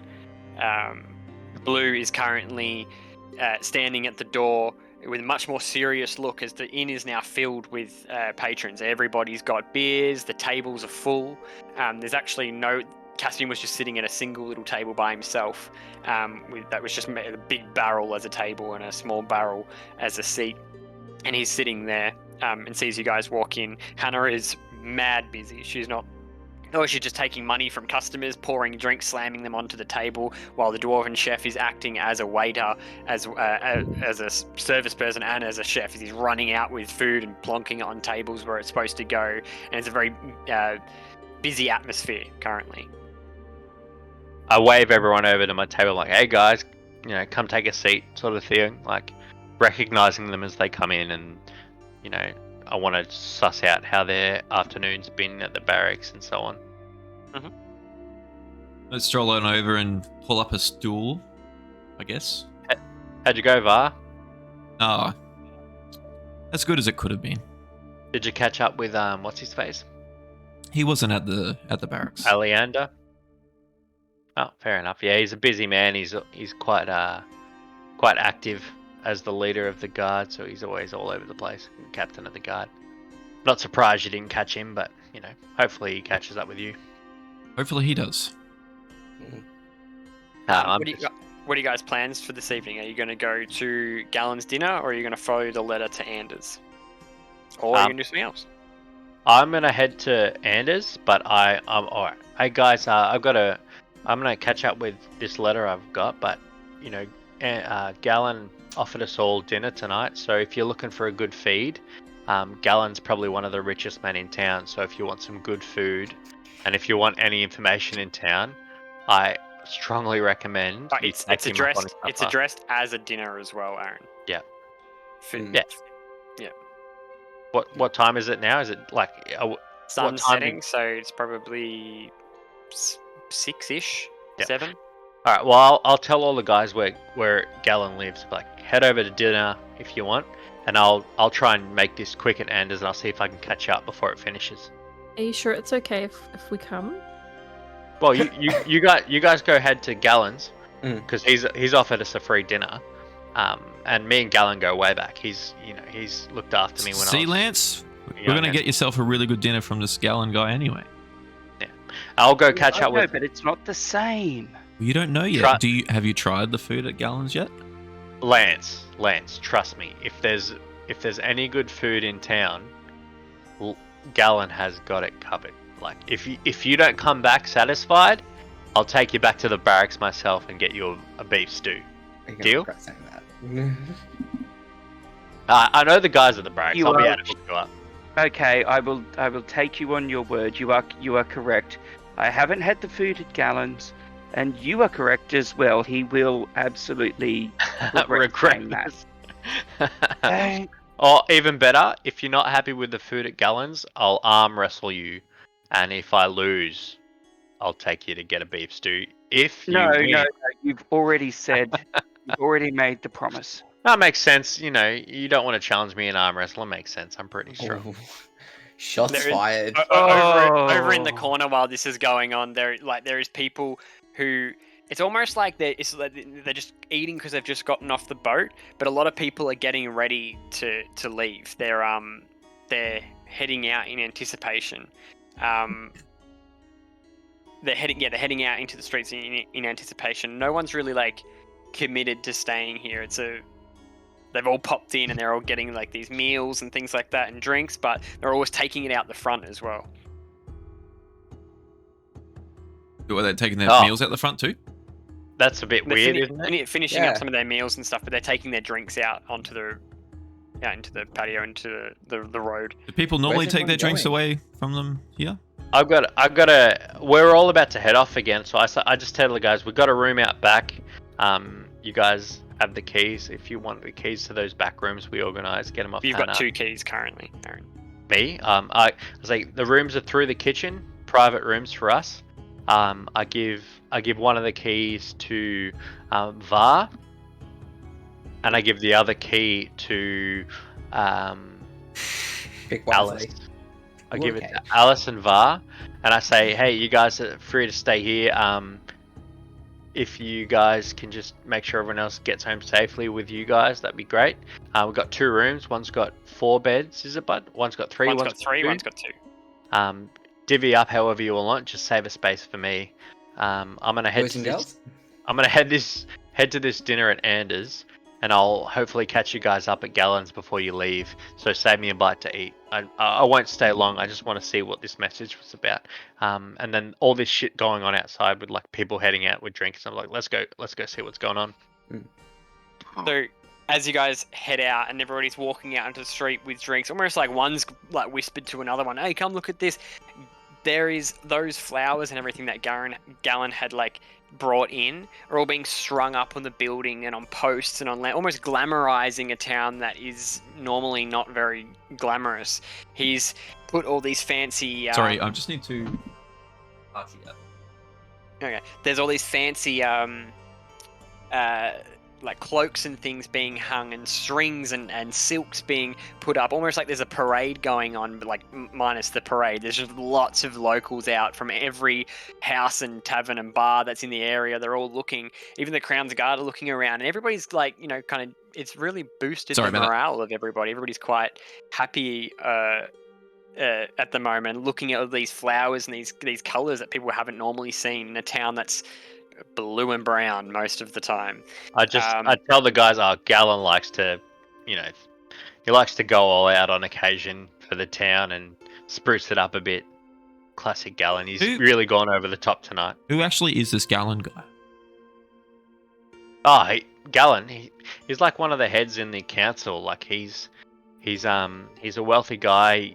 He's quite selfless. He always puts on dinners. He always helps out the locals. He's like a top-notch bloke. He has always looked out for me ever since I was a kid.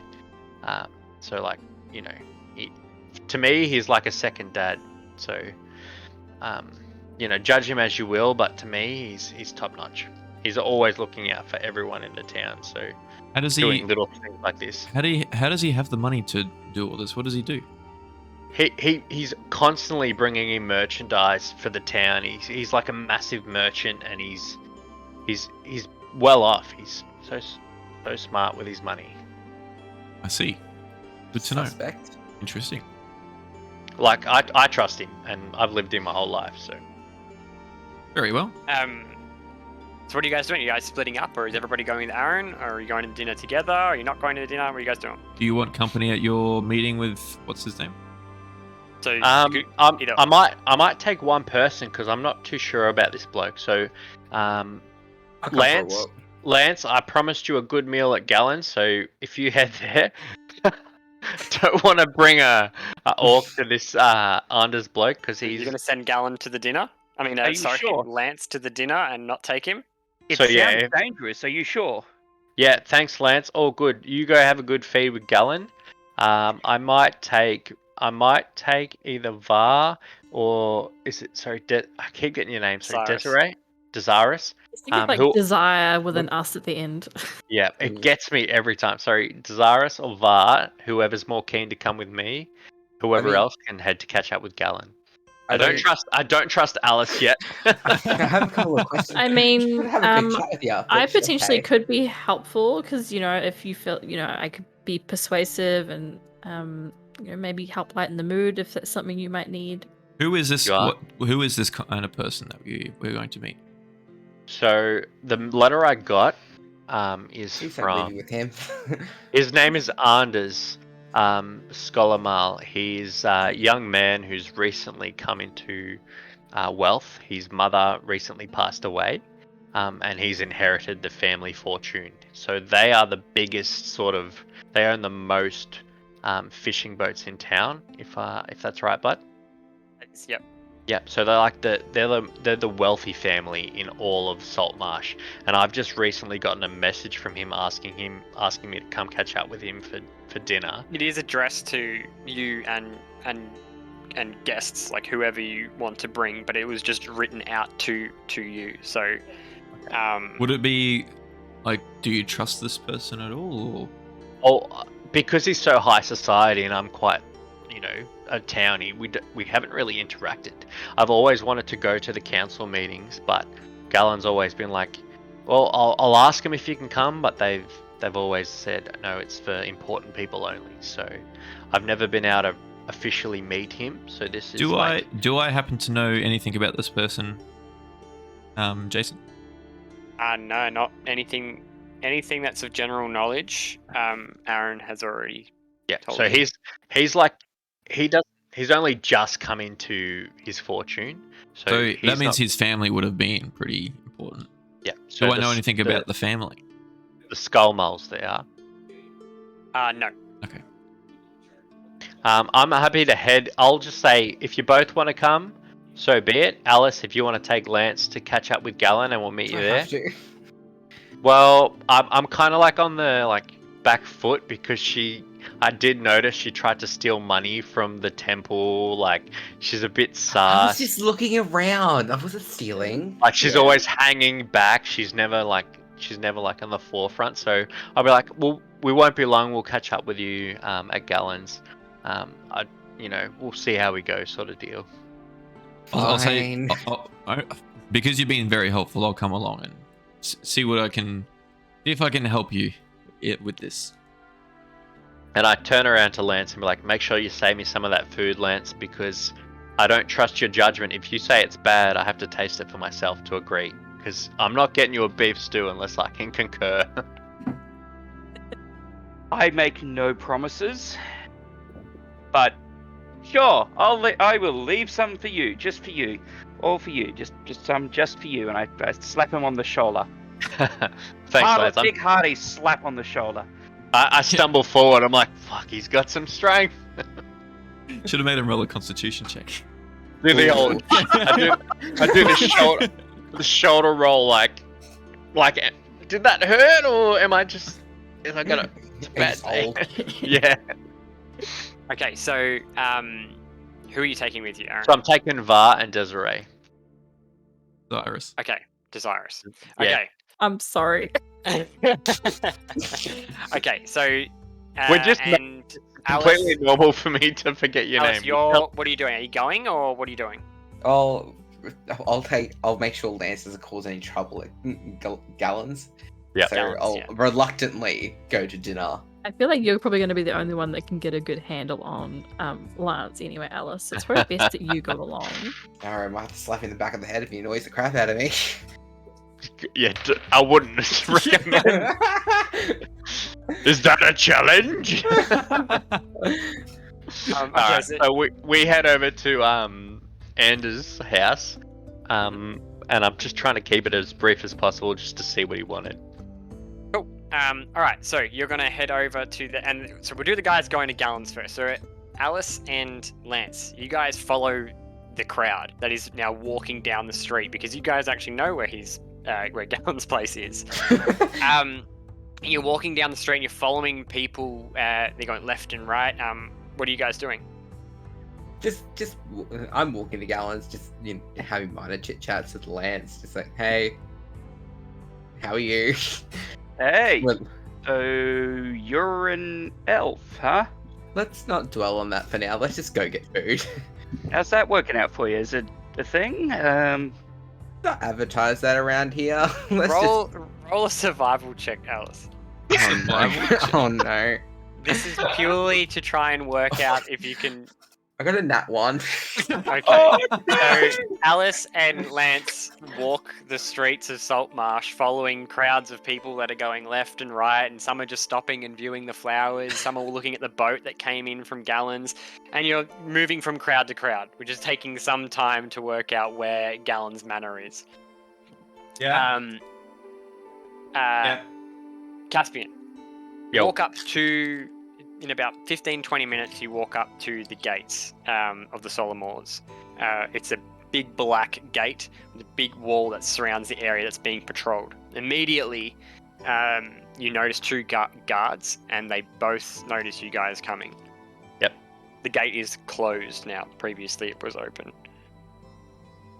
Cool. I just hold out my note. I'm like, hey lads, how you going tonight? It's a bit brisk tonight, isn't it? One of the guards just sees the note and just opens the gate, and he's like, and just gives you a nod. And I just keep carrying away. Have a good shift, boys. As I like, come on, Var, come on, let's go. And Desirous. It's just Just give me rest if you want. every single time I've addressed her, I've got her name wrong, and she's like, every single time I've got it wrong, she's like slowly getting a bit more annoyed. I can see it in her eyes. Like every time, I'm like, hey, come on, Darrier, come on, and she's just like. So we keep going. We carry on. You guys head on into So immediately there is two buildings to your right that look like smaller, sort of like storage areas with big wooden doors that roll and move. They're all locked up with chains and things. Inside the gate, Aaron, roll a perception check for me. On the left-hand side is a bigger building that's long with like 2 or 3 doors, and that's lit up. There is some figures inside, but you can't really make out anything else. Ahead of you is a big 2-story square mansion. Everything looks reasonably well kept, but it's all been worn. It hasn't been tended to in a while, but it was built well when it was first built. It's all made out of stone and wood. But yeah, it hasn't been tended to, so it's chipping and flaking in spots. I got a nat 20 plus 2. Nat 20. You can see multiple figures inside the long building, like silhouettes coming through the windows. You can also see now, as you move in, that there is probably a handful of other guards just stationed around.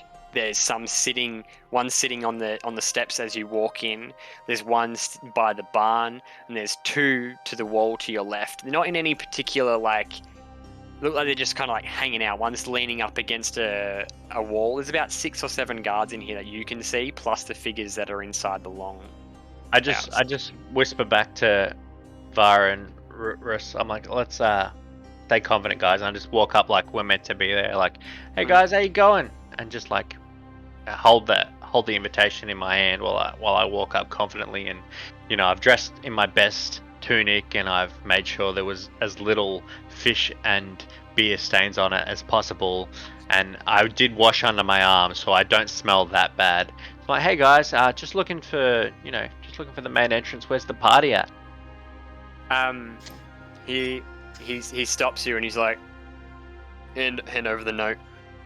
I hand it over without any issues. Just like, here you go. He grabs it, reads it, looks at you, looks behind you, and sees a little halfling, and the elf, and looks back at the note and gives a knock, like a signal on the door, like in a code essentially. Door opens from the inside. What was that code? All these locks. Roll a perception check.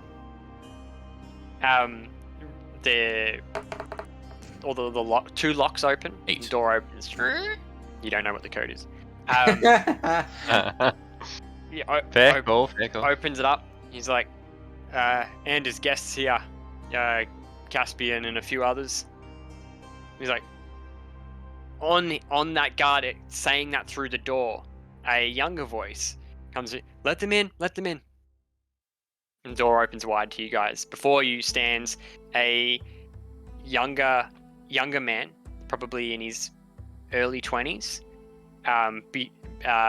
Blonde hair, short, well kept, well dressed, all buttoned up stuff. Next to him is a very tall, slender man with sunken cheeks, sunken nose, sunken eyes, with very short black hair, with very large hands, and he's holding a plate with his other hand behind his back, like a butler of sorts.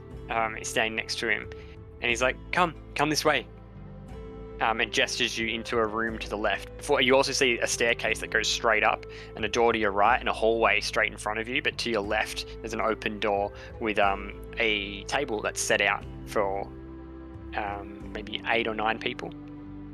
I'm just taking note of like all the different avenues of escape, or like just like anywhere we can go if things go sideways, and I keep following the guards. Cool.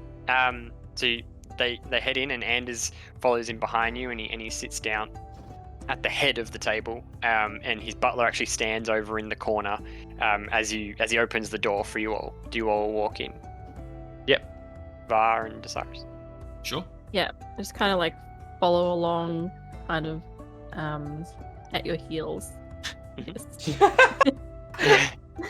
At your heels, yes. Okay, so Anders sits down. He's like, my name, Anderson Solmore. It's good to meet you. Formerly Caspian. I've heard a lot about you. It's good to finally meet you, man. Your friends? Who do we have here? This is Var and Desiree. Yeah, we just met recently, but I was having good chats with them, so I thought they could tag along. Hope that's okay. No, I saw your display there this morning down at the docks. Oh, just a bit of fun. I think, just a bit of a laugh, bit of money, no big deal. Where's the orc? Gallon's having a bit of a dinner tonight, so I sent him along there. I hope you don't mind. We don't plan on staying long. I got your message today, and I just wanted to see what that was about, because we haven't really talked to each other before. It was just a bit out of the ordinary. So no, that's of course. Recently, I've been put onto the council, as I'm sure you're aware. Yeah. I'm looking for someone to make a change in this town. One that's gonna stick. A change for the better, or? Well, that would be up to you. And then, as he says that, some dinner's brought out, nicer wines, well-cooked food, well-cooked fish, and I hope you guys aren't sick of fish, because that's what's being served here. There's breads and all sorts of things, all to share, and plates laid out in front of you by this whole, very tall, slender man with these big hands, and he's putting it down, just moving to the next person. He's not making any. Can I just do a check? Eye contact. Can I do a check and see if I can smell or sense anything wrong with the food? Yeah. What kind of check do you want me to do? Do a survival check.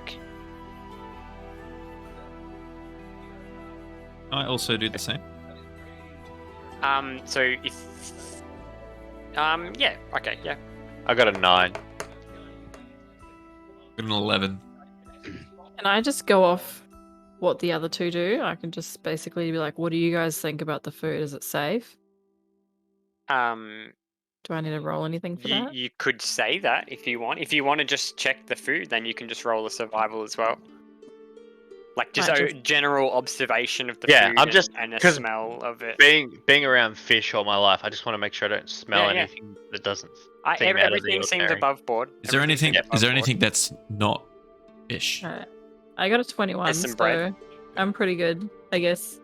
There's bread and like various dips, and yes, that is good. To your knowledge, everything looks very well presented. It's almost like elegantly. It's not to fill you up. It's to It's like canapé.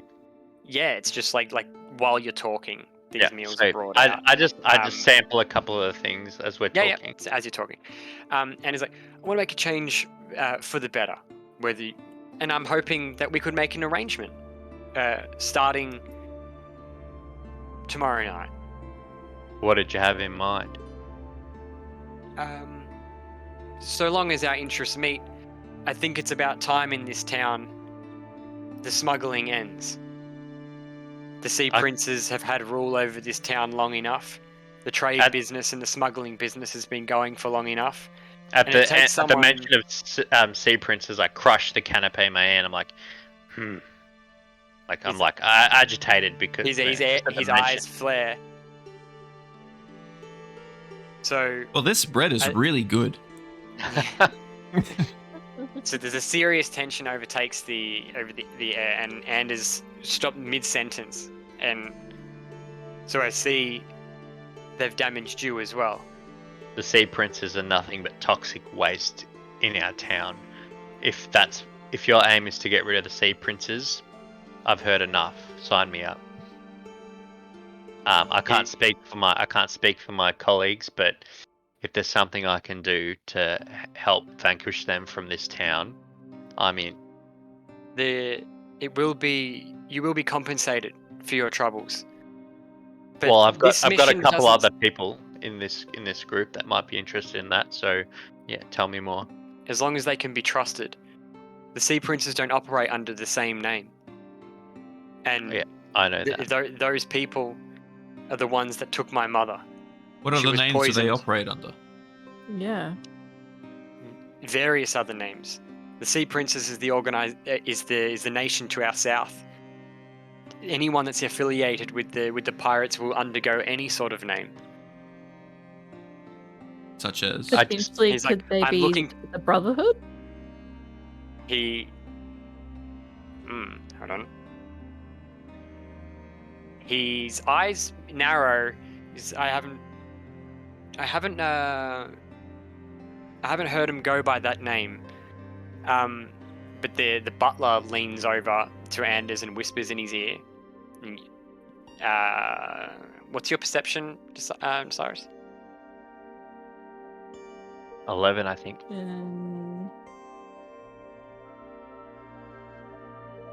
Your passive perception. Oh, right, sorry. 11, yeah. Okay. You don't hear what he says. He just leans in briefly and whispers in his ears, and Anders just goes. He readjusts. They do not go by the Brotherhood. But are you looking into the Brotherhood? Well, I'm just being a bit cautious at the moment. I'm in a bit of some sticky situation, and I think the Brotherhood's involved. I'm trying to stay away from them if possible, so I just wanted to make sure that I can trust you. We can trust each other so much as if we can get along in our upcoming mission. I have a witness, and I would like to bring him in if we are all aligned. Aligned with getting rid of the sea princes? That is my goal. And smuggling in this town. Yeah, it's a dirty, profitable industry. It's nothing but scum who run that As you say industry. that, the door is opened and an older man comes in. Aaron, you have seen this man before, and it is like a crazy sort of drunkard sort of guy. He walks in and he sits down at the table, and he is drunk. What's his name? You don't actually know his name, but he's drunk. This is a witness to what I have to say. Okay. Every month,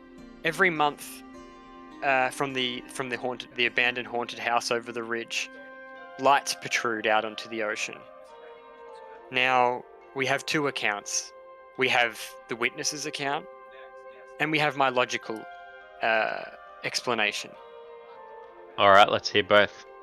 The drunk, he gestures to the drunk guy. Drunk guy's like, and and he hiccups again, and he's patting the table for a drink, and he's looking around, and he manages to like grab one of the glasses and just sort of like pour whatever jug is on the table into it and starts drinking it. And he goes, there's ghostly screams coming from that place. It's cursed, and it needs to be gotten rid of. Anyone that's brave enough to go up there and face the demons below will should beware. And he's swaying, and then Anders says, I think the lights and then he goes, and now my account, I think the lights are a code. Nevertheless, that house has been rumor of many demons and tales and stories.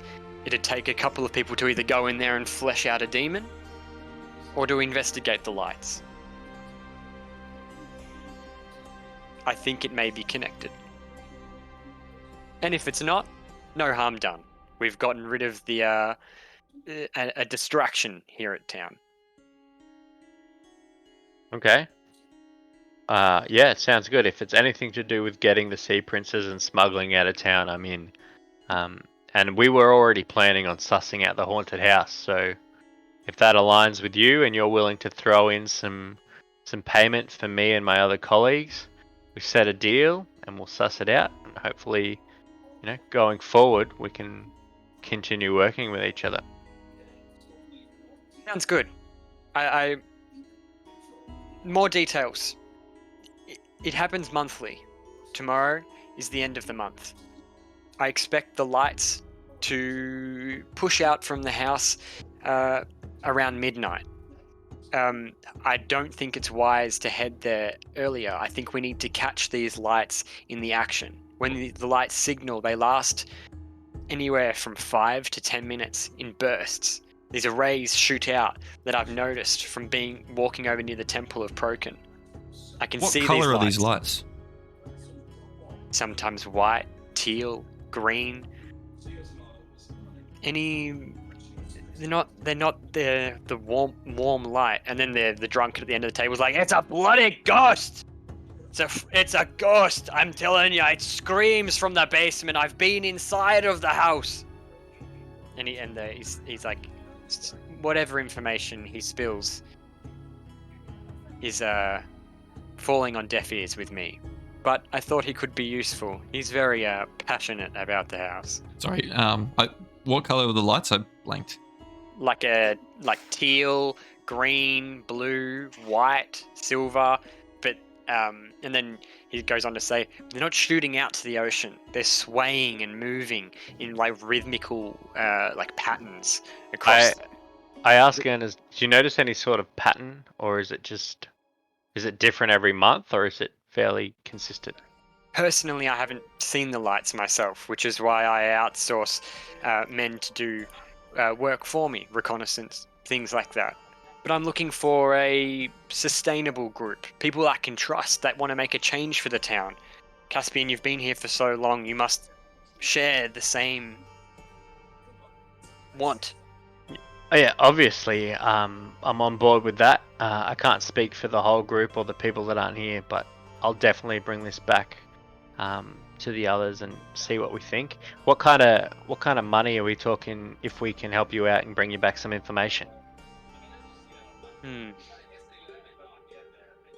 If information leads to prosecution of any links to the sea princes and things like that, I'll take it straight to the council. The town will be happy to pay, but I need evidence. I can't go in there just by myself and put up claims of people and things like that. I need evidence. If we go and find nothing, are you willing to put up some sort of bonus for us for the trouble? Moral persuasion. Okay.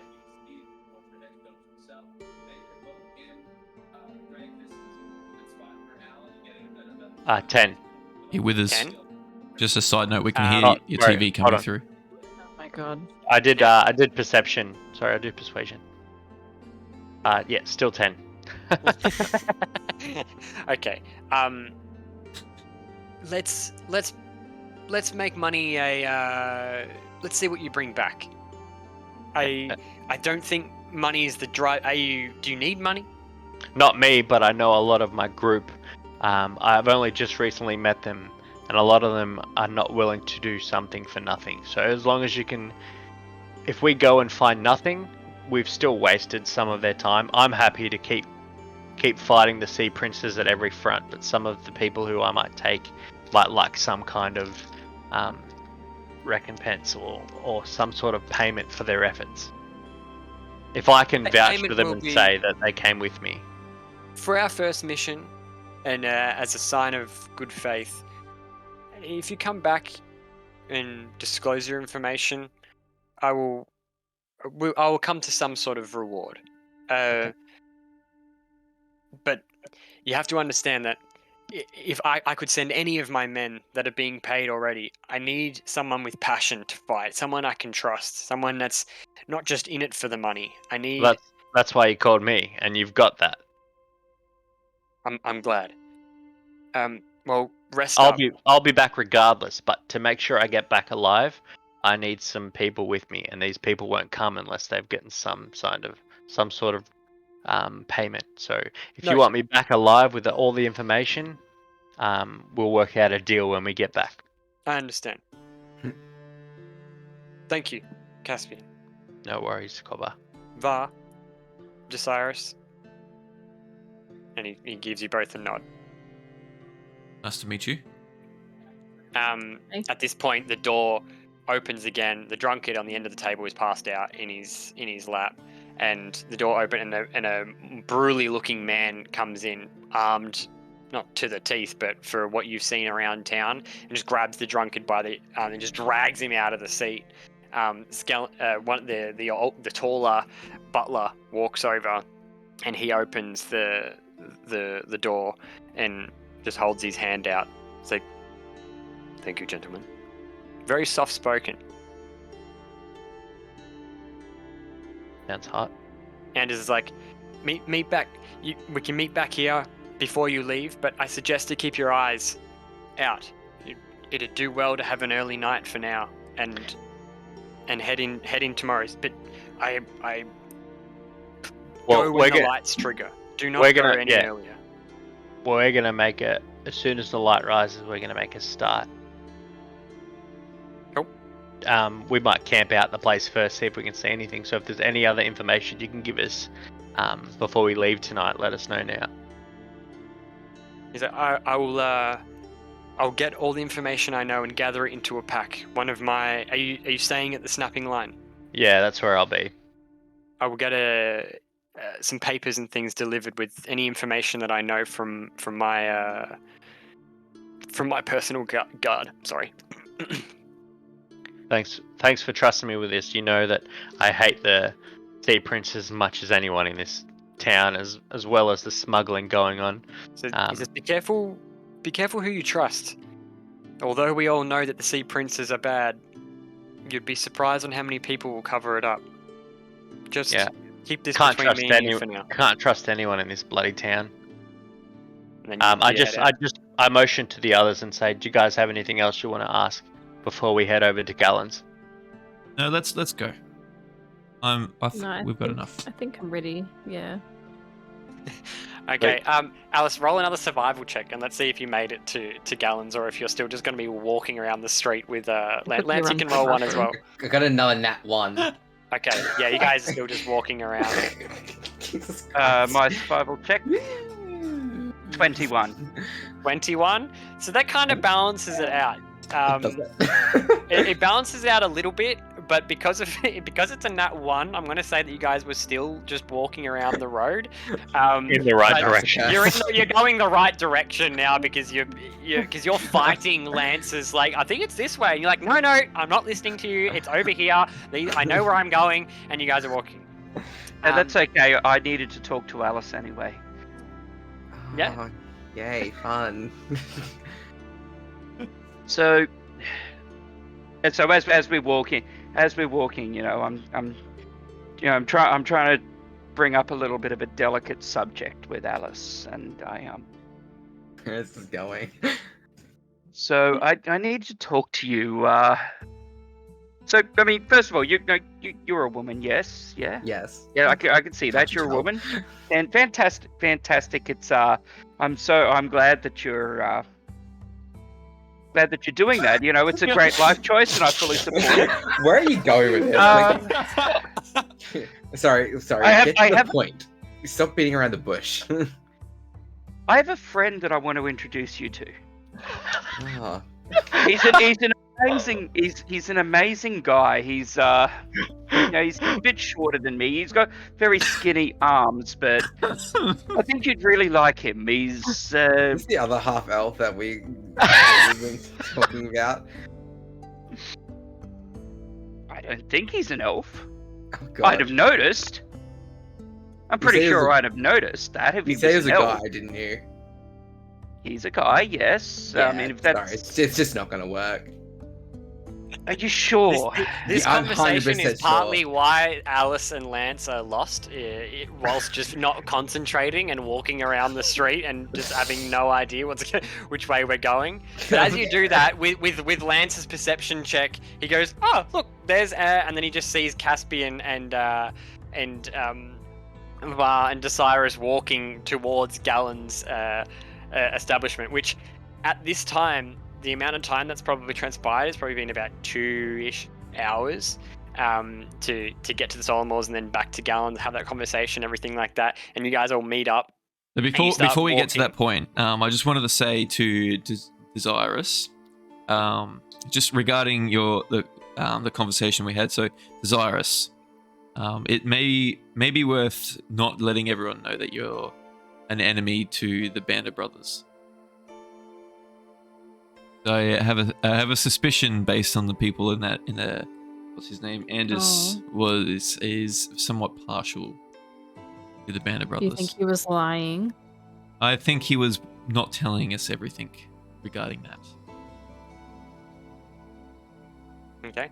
You guys walk over to Gallon's, where Gallon's place is booming. There is, like, it's not all the town, but there is people everywhere.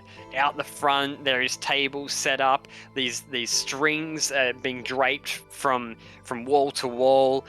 It is right near the docks, and it oversees the main harbour from the second story. And Gallon's at the top, just throwing money out at this point. He might have had a little bit too much to drink, and he's got these feathers and these flowers and things like that. And there's people below just catching everything.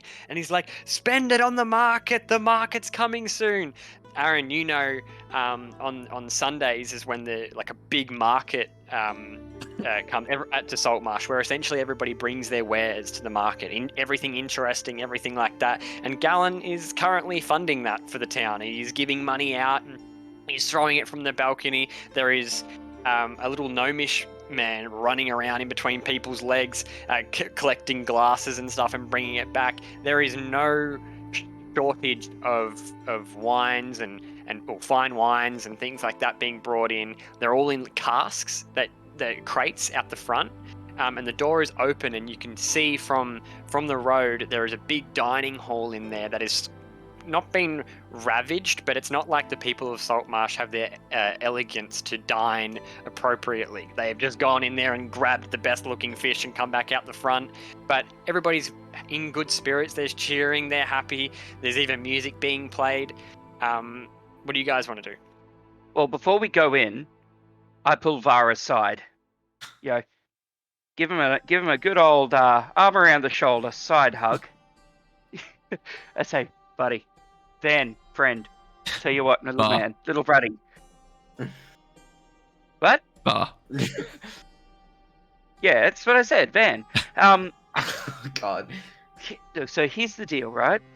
Here's the deal. I've got someone I want to introduce you to. I told you I would look out for you.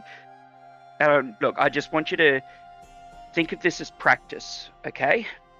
So here's what you're going to do. And Jiff, if you could just put your fingers in your ears for a second, please. Here's what I want you to do. I want you to walk up to Alex, right? And I want you to offer up your arm and say, "Hey, you should feel my tunic." And when she does, I want to say, "What material do you think it's from?" And then no matter what she says, you say, No, it's boyfriend material. All right, so come on, let's go in. Let's go in. Wearing a tunic. But Alice, you can unplug your ears. So okay. I walk up to Alice and like look back. And I'm just standing there giving a big grin and 2 thumbs up. I go, Alice, let's and I just walk past and walk inside. So you actually have to push through the crowd, and it sort of seems like it's almost ending, as if you missed the majority of it. The Gallon's up on the rooftop. Is he still throwing money? Can I be out there trying to catch all the money and still grab it? He's stopped, but he's addressing people. He's yelling down. He's like, "I hope you had a great night. Thank you so much for coming." And he's like, "There's money on the ground. If you want to roll a perception check." Yes, please. You can see a couple of little spicks in the dirt and things like that. But a lot of people are scrounging around that one. 6. This is the fanciest party. There, you can I've see ever one. been to, You by can the see sounds one of it. copper coin at your feet. Not even worth my time. Because everything is being grabbed. Even the flowers are being picked up, and people are like, "Oh my god!" And they're putting it in their hair, and they're putting it onto like almost as like brooches and things like that. Caspian, where have you been, friends? Sorry, I just direct everyone in. I'm like, Lance, head on in, see if you can find something, some food. I'm sure it's still going to be a lot better than that half, cooked beef stew they serve down at the barracks. I'm just like, everyone grab a drink. Everyone might be leaving, but I know that Gallon keeps all this good shit right till the end. So, what are you doing, Lance? I'm heading in. I've been told there's food. You head in. It is a grand entrance hall. There is like long tables with these seats made out of beautiful woods, and there's a nice carpet, and there's like silk drapes from the wall. There's statues on pedestals and everything like. It's very flashy and very showy in here. There's big chandeliers on the roof, and there is roll a perception check. A perception check. Where am I? There we are. On the table. 9. There is some what did you promise him, Aaron? Just better food than beef stew. Okay, there is a nice bit of a bit of the lobster left there, but there's another person looking at it. Well, I sit myself down and as you walk towards it, and he walks towards it. Oh, no. Oh, sorry. So it's in like a stand-up buffet area, is it? Yeah, like a long table with food, big plates everywhere. Nothing's laid. No plates are laid out for other people. There's just big plates of food. It's a buffet. Well, I grab the nearest chair and I sit myself at it.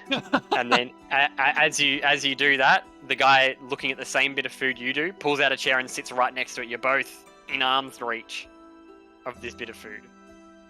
I turn to him and I say, "Geez, that looks pretty decent. I think I might have that." His eyes go wide, and his hand is slowly heading towards the same bit of food yours is, or you're eyeing off. Everything else is kind of bare bones in here. There's not a heap left. But I do an intimidation check and I say, "Hey, you've had your fill, bugger off." I nudge his eyes. Is that what he's doing to me? No, I'm doing that to the other bloke who's trying to take the food that I promised you away from you. Yeah, roll. Is that alright? Yeah. Alright, I'm gonna do intimidation. I get a 15. 15. He looks and he almost like he notices you. He notices who you are, and his hand withdraws, and he's like, sorry, and he just grabs a bit of like the lettuce or something that's like dangling off the plate, and he darts off out the front. It's very much wrapping up in here, and little gnomish guy that was from before, he runs, he just scuttles past. He's like, Caspian, and he carries on, and he's dipping on, and he's like moving all the what's it called? Plates and glasses and stuff, and putting them in these like trolleys that he's cleaning up like a madman. I just gesture to the last remaining good parcel of food, say, all yours, Lance. Thank you. It's fantastic. And as I grab it, I put it on my plate, and as I do, a waiter comes up behind me and says, "Would you like some cutlery?" And I say, "No, thank you. I brought my own." And so Is Gallon still in earshot? Gallon's up on the patio upstairs. He's kind of had a bit to drink. Can I just scream out, I'm like, hey, Gallon, can we get some drinks and some more food down here? He's roll a persuasion check, actually. 13. 13. There's plenty down there. As he says that, you can see a gnome wide-eyed like this. There's plenty down here, and he's been running around. I signal. His name's Fitz. I say, hey Fitz, can you just see what's left in the kitchen and bring it out for me and my pals? Doesn't have to be top shelf, just whatever you got laying around. He's like, I'm sorry, Caspian. I'm happy to check if you need, but the display today really got everybody hungry. It seems. Geez, I'm quite busy. Are you sure you want me to check? Just some drinks if you can. And he's dart off down the back. Wheeling that trolley of dirty dishes and stuff. Lance, are you going to eat that bit of food? Absolutely. It's I'm almost really finished. good. It is. I'm almost finished it. It is really, really, really good food. Cooked perfectly and spiced, which is something that not happens very often in Saltmarsh. Things actually tasting really nice and not just like fish. Amazing. Really, really good food. In that time, Fitz comes back and he goes, I'm sorry, this is all I got, Caspian, and it's half a bottle of a pretty bougie looking wine. It's got a symbol of a sea lion with a big horn. The name escapes me, but it's got one of those on the bottle. I toss it back behind my shoulder towards Alice and say, pour us a couple rounds. I catch it. Do you? Do I catch it? what am I going? Acrobatics check? Fucking hope so. What's their acrobatics check? Yeah, and it's getting on in the night now as well, so it's up to you guys what you want to do. Yeah, It's a 12. It's a 12. 12, you do catch it. Luckily, he was only within like 10 feet, and he throws the bottle back, tink, and for a second, and then you look at it, and you're like, oh. Ooh. Sorry, go on. For me, it's just thank you. Yeah. I just gesture to the couple of cups that are left that look semi-clean around, like just pour us all a glass.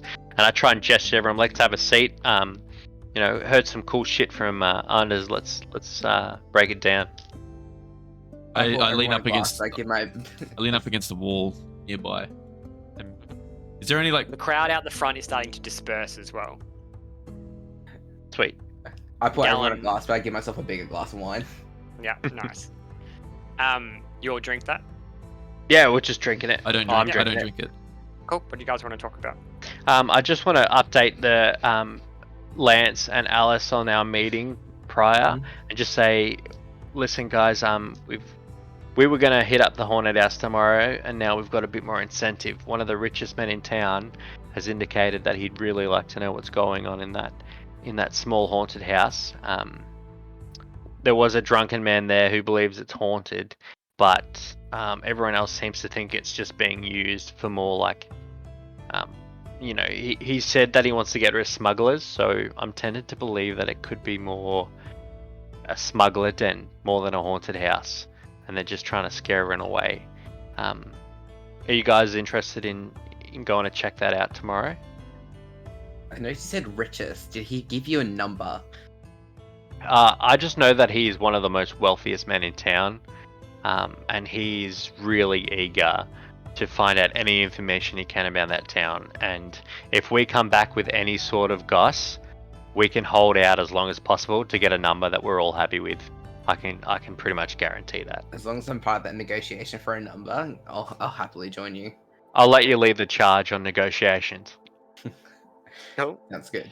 So you're all in league then? As much as it does sound, I don't know how much of a help I will be. Even if there's ghosts or if it's bandits, I'm I don't really have much experience with dealing with that kind of stuff. I just look at him like there might be some cool rocks, dude.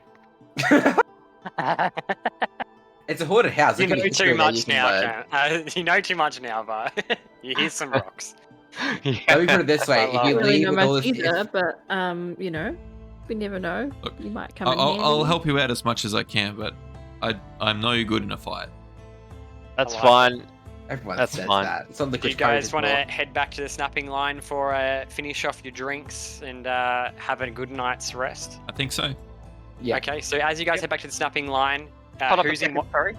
sorry, just hold up Go, a second. yeah. As we leave, as I walk out the door, we run into the guy who was trying to get the same bit of food as I was. And I say, "Oh, buddy, man, did you try that lobster? That was absolutely outstanding, man. I'll tell you what, you've got to give that a shot next time you're here.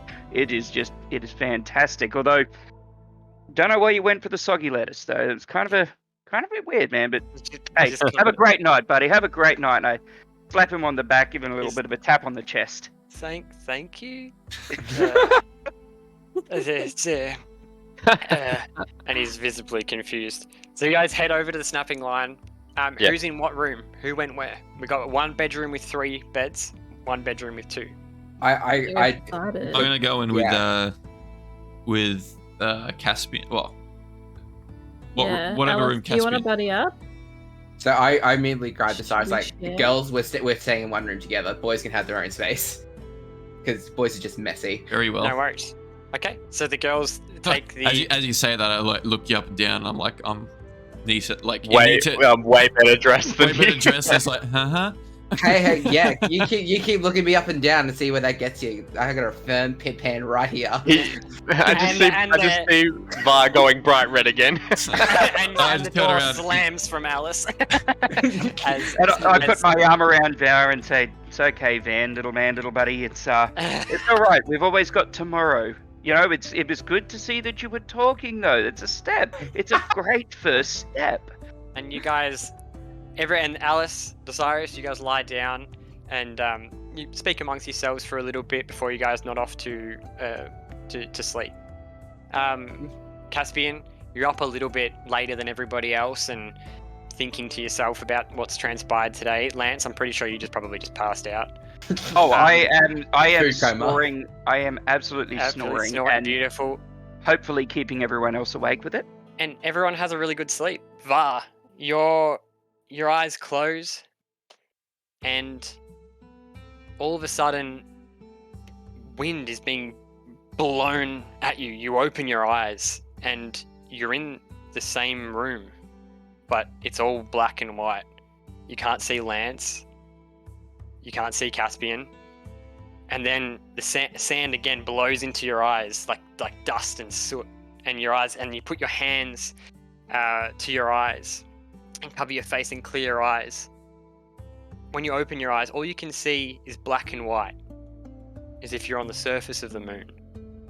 You're no longer in the tavern. Around you, there's a presence of an unfathomable black void just pressing towards you. The absence of light, yet you can see clearly. You glance down at your hands and your feet, and your body is smoking and moving and swaying as if it's a blur. You look around. Everything you see here is colorless. Light, like color, has been leached out of it, leaving nothing but shades of black and white. You feel something behind you, as if cold eyes are burning on the back of your skull. What do you do? I turn around. As you turn, before you a huge silhouette stands, emanating the same smoke that's coming out of your body. The entity is so large, all you can make out is 2 black feet.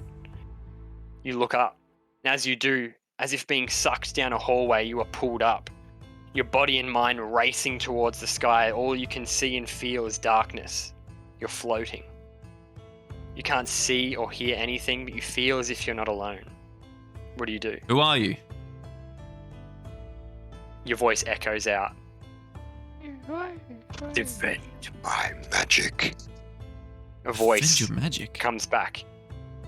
What magic? You look down. You see an ocean, vast. No sign of land. You plummet towards the water. You stop suddenly, just before you come crashing into the water. Your big toe just dips in, and ever so slightly into the water. Black ink starts to pour out of your body and into the water. It shoots out in all directions. Again, you hear the voice. Defend my magic. What magic? As you tread the water, the ocean starts to turn black in every direction around you, with a harrowing feeling that you're thrown into the air. All you can see is this black ocean. You turn while floating in the sky, and you watch as the black ocean moves towards boats parked in a harbour. The ocean disintegrating the boats and pulling it down into it, and moves its way onto the land and starts to swallow everything in its path. Buildings, people, but no one's moving. Everybody's just standing there, watching. Again, defend my magic. Louder, and echoes and reverberates inside It's of like, your head. what magic? Your ears are ringing. You're clenching your ears. You close your eyes. And now you open them. Now you're standing in the center of a thick, lightless forest. Yet strangely, you can see before you as the trees zoom past you and you are pulled towards a stake in the ground. An entity bound, smoking, 2 horns protruding from its head, and black eyes, like obsidian eyes, reflecting whatever lack of light that is in there. Uncontrol, learn, use. 3 words. Uncontrol, learn, and use. What do you do? What is it? What does this all mean? What do you want? You will stop it. You will free me. Stop what? Free who? Who are you? The entity's body constricts and it screams as it's being contorted and twisted. Its last scream, defend, and it screamed, echo, echo, echo. What happens now is you wake up and you're constricted. Caspian, Lance, both of you have woken up because what you guys both see is Var's body, his eyes glowing black as 2 small black horns, spectral, moving and smoking, and protruding from ever so slightly from his head. Black mist emanates from his arms and his body, and his chest is coming out with his black fumes and dust. His stomach is pointed to the roof as his head is down and his legs are down. He's actually levitating off the bed. This is the last time I room with this guy. Some people just have no respect, will not let you sleep. I freak out a bit, and He's I about try and, 5 feet limp in the air right now, and I call his name out. Va! Can you hear me at all, bud? No response. I try and jump up and grab him. That's You because grab that's him? not his name. It's Van. Van! As soon as you touch him, magical jets shoot out in every direction from coming out from his chest. They're all different colors. They're all sparking all these different colors, but there's a black one. Boom. Do we hits you, hear this or Aaron. anything, and do we wake up? The next A room? black one shoots out. Boom. Hits Lance. 2 more shoot out underneath the door. And Desirus, you're woken awake. Bang! As a black jet shoots you into the side. Alice, a little bit more perceptive, woke up and something's wrong, but before you could react, boom, hits you in the chest as well. Cameron, roll a 1d1. Roll 1 to 100. Oh no. Oh no.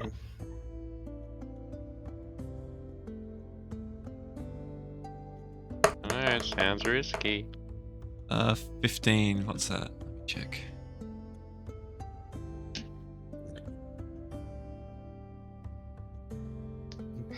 Please don't kill us instantly. I don't have this page open, so I'm gonna have to get through it. Right, I got it. You got it? What did you roll? 15. You're suddenly, it drops. Aaron, he drops limp into the bed. I try and Aaron. catch him. Roll a 1 to 100. Actually, everyone roll a 1 to 100. How do you do a custom roll? Bottom left-hand corner. Mhm. Click on the dice, and then you'll see a D100 dice. I am. Cameron, you feel life being breathed into you again as the smoke sucks in back into you. The horns you feel just pull back in, and your eyes, still black, suddenly go back to normal. You're sweating. You've got no idea what just happened, but you feel okay as a warm glow is being pulled over you. But that magic is different, separate to the black, the darkness that you just saw. Alice, what did you get? 13. A what? 13. 13. You are considered confused. You don't know. You no longer know what is up, what is down. You've got no idea. You're almost boggled, and you cannot speak. Have this? Cyrus, what did you get?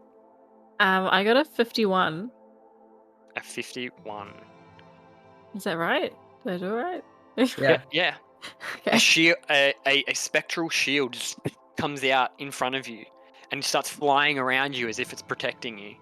Wow. Caspian. 3. Oh. For the next minute, you don't know. Sorry, that was my mistake. Your eyes, you blink your eyes, and you can see, strangely, in more detail, your surroundings. I'm Lance, just trying what to did take everything in. I got a 51. 51 also. Yes, and I'd Okay. like it noted that I rolled before Desirous. That's So fine. she was Let's. copying me. Would you want to re-roll? Sure, I'll Seeing as we re-roll. got the same. Ooh. Why not? Risky.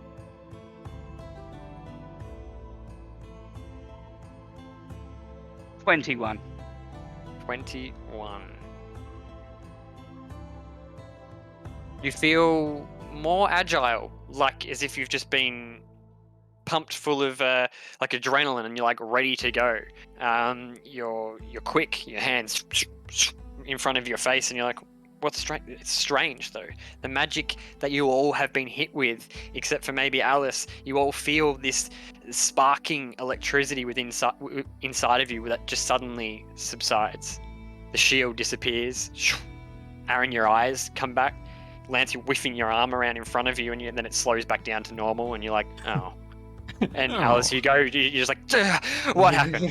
What the? And you grab the bed, and that's where we're going to leave today's episode. Ooh. That was fantastic. Okay. Good, That was fun. good Yeah. performance That at was the end. very unexpected at the end. Very unexpected. Absolutely.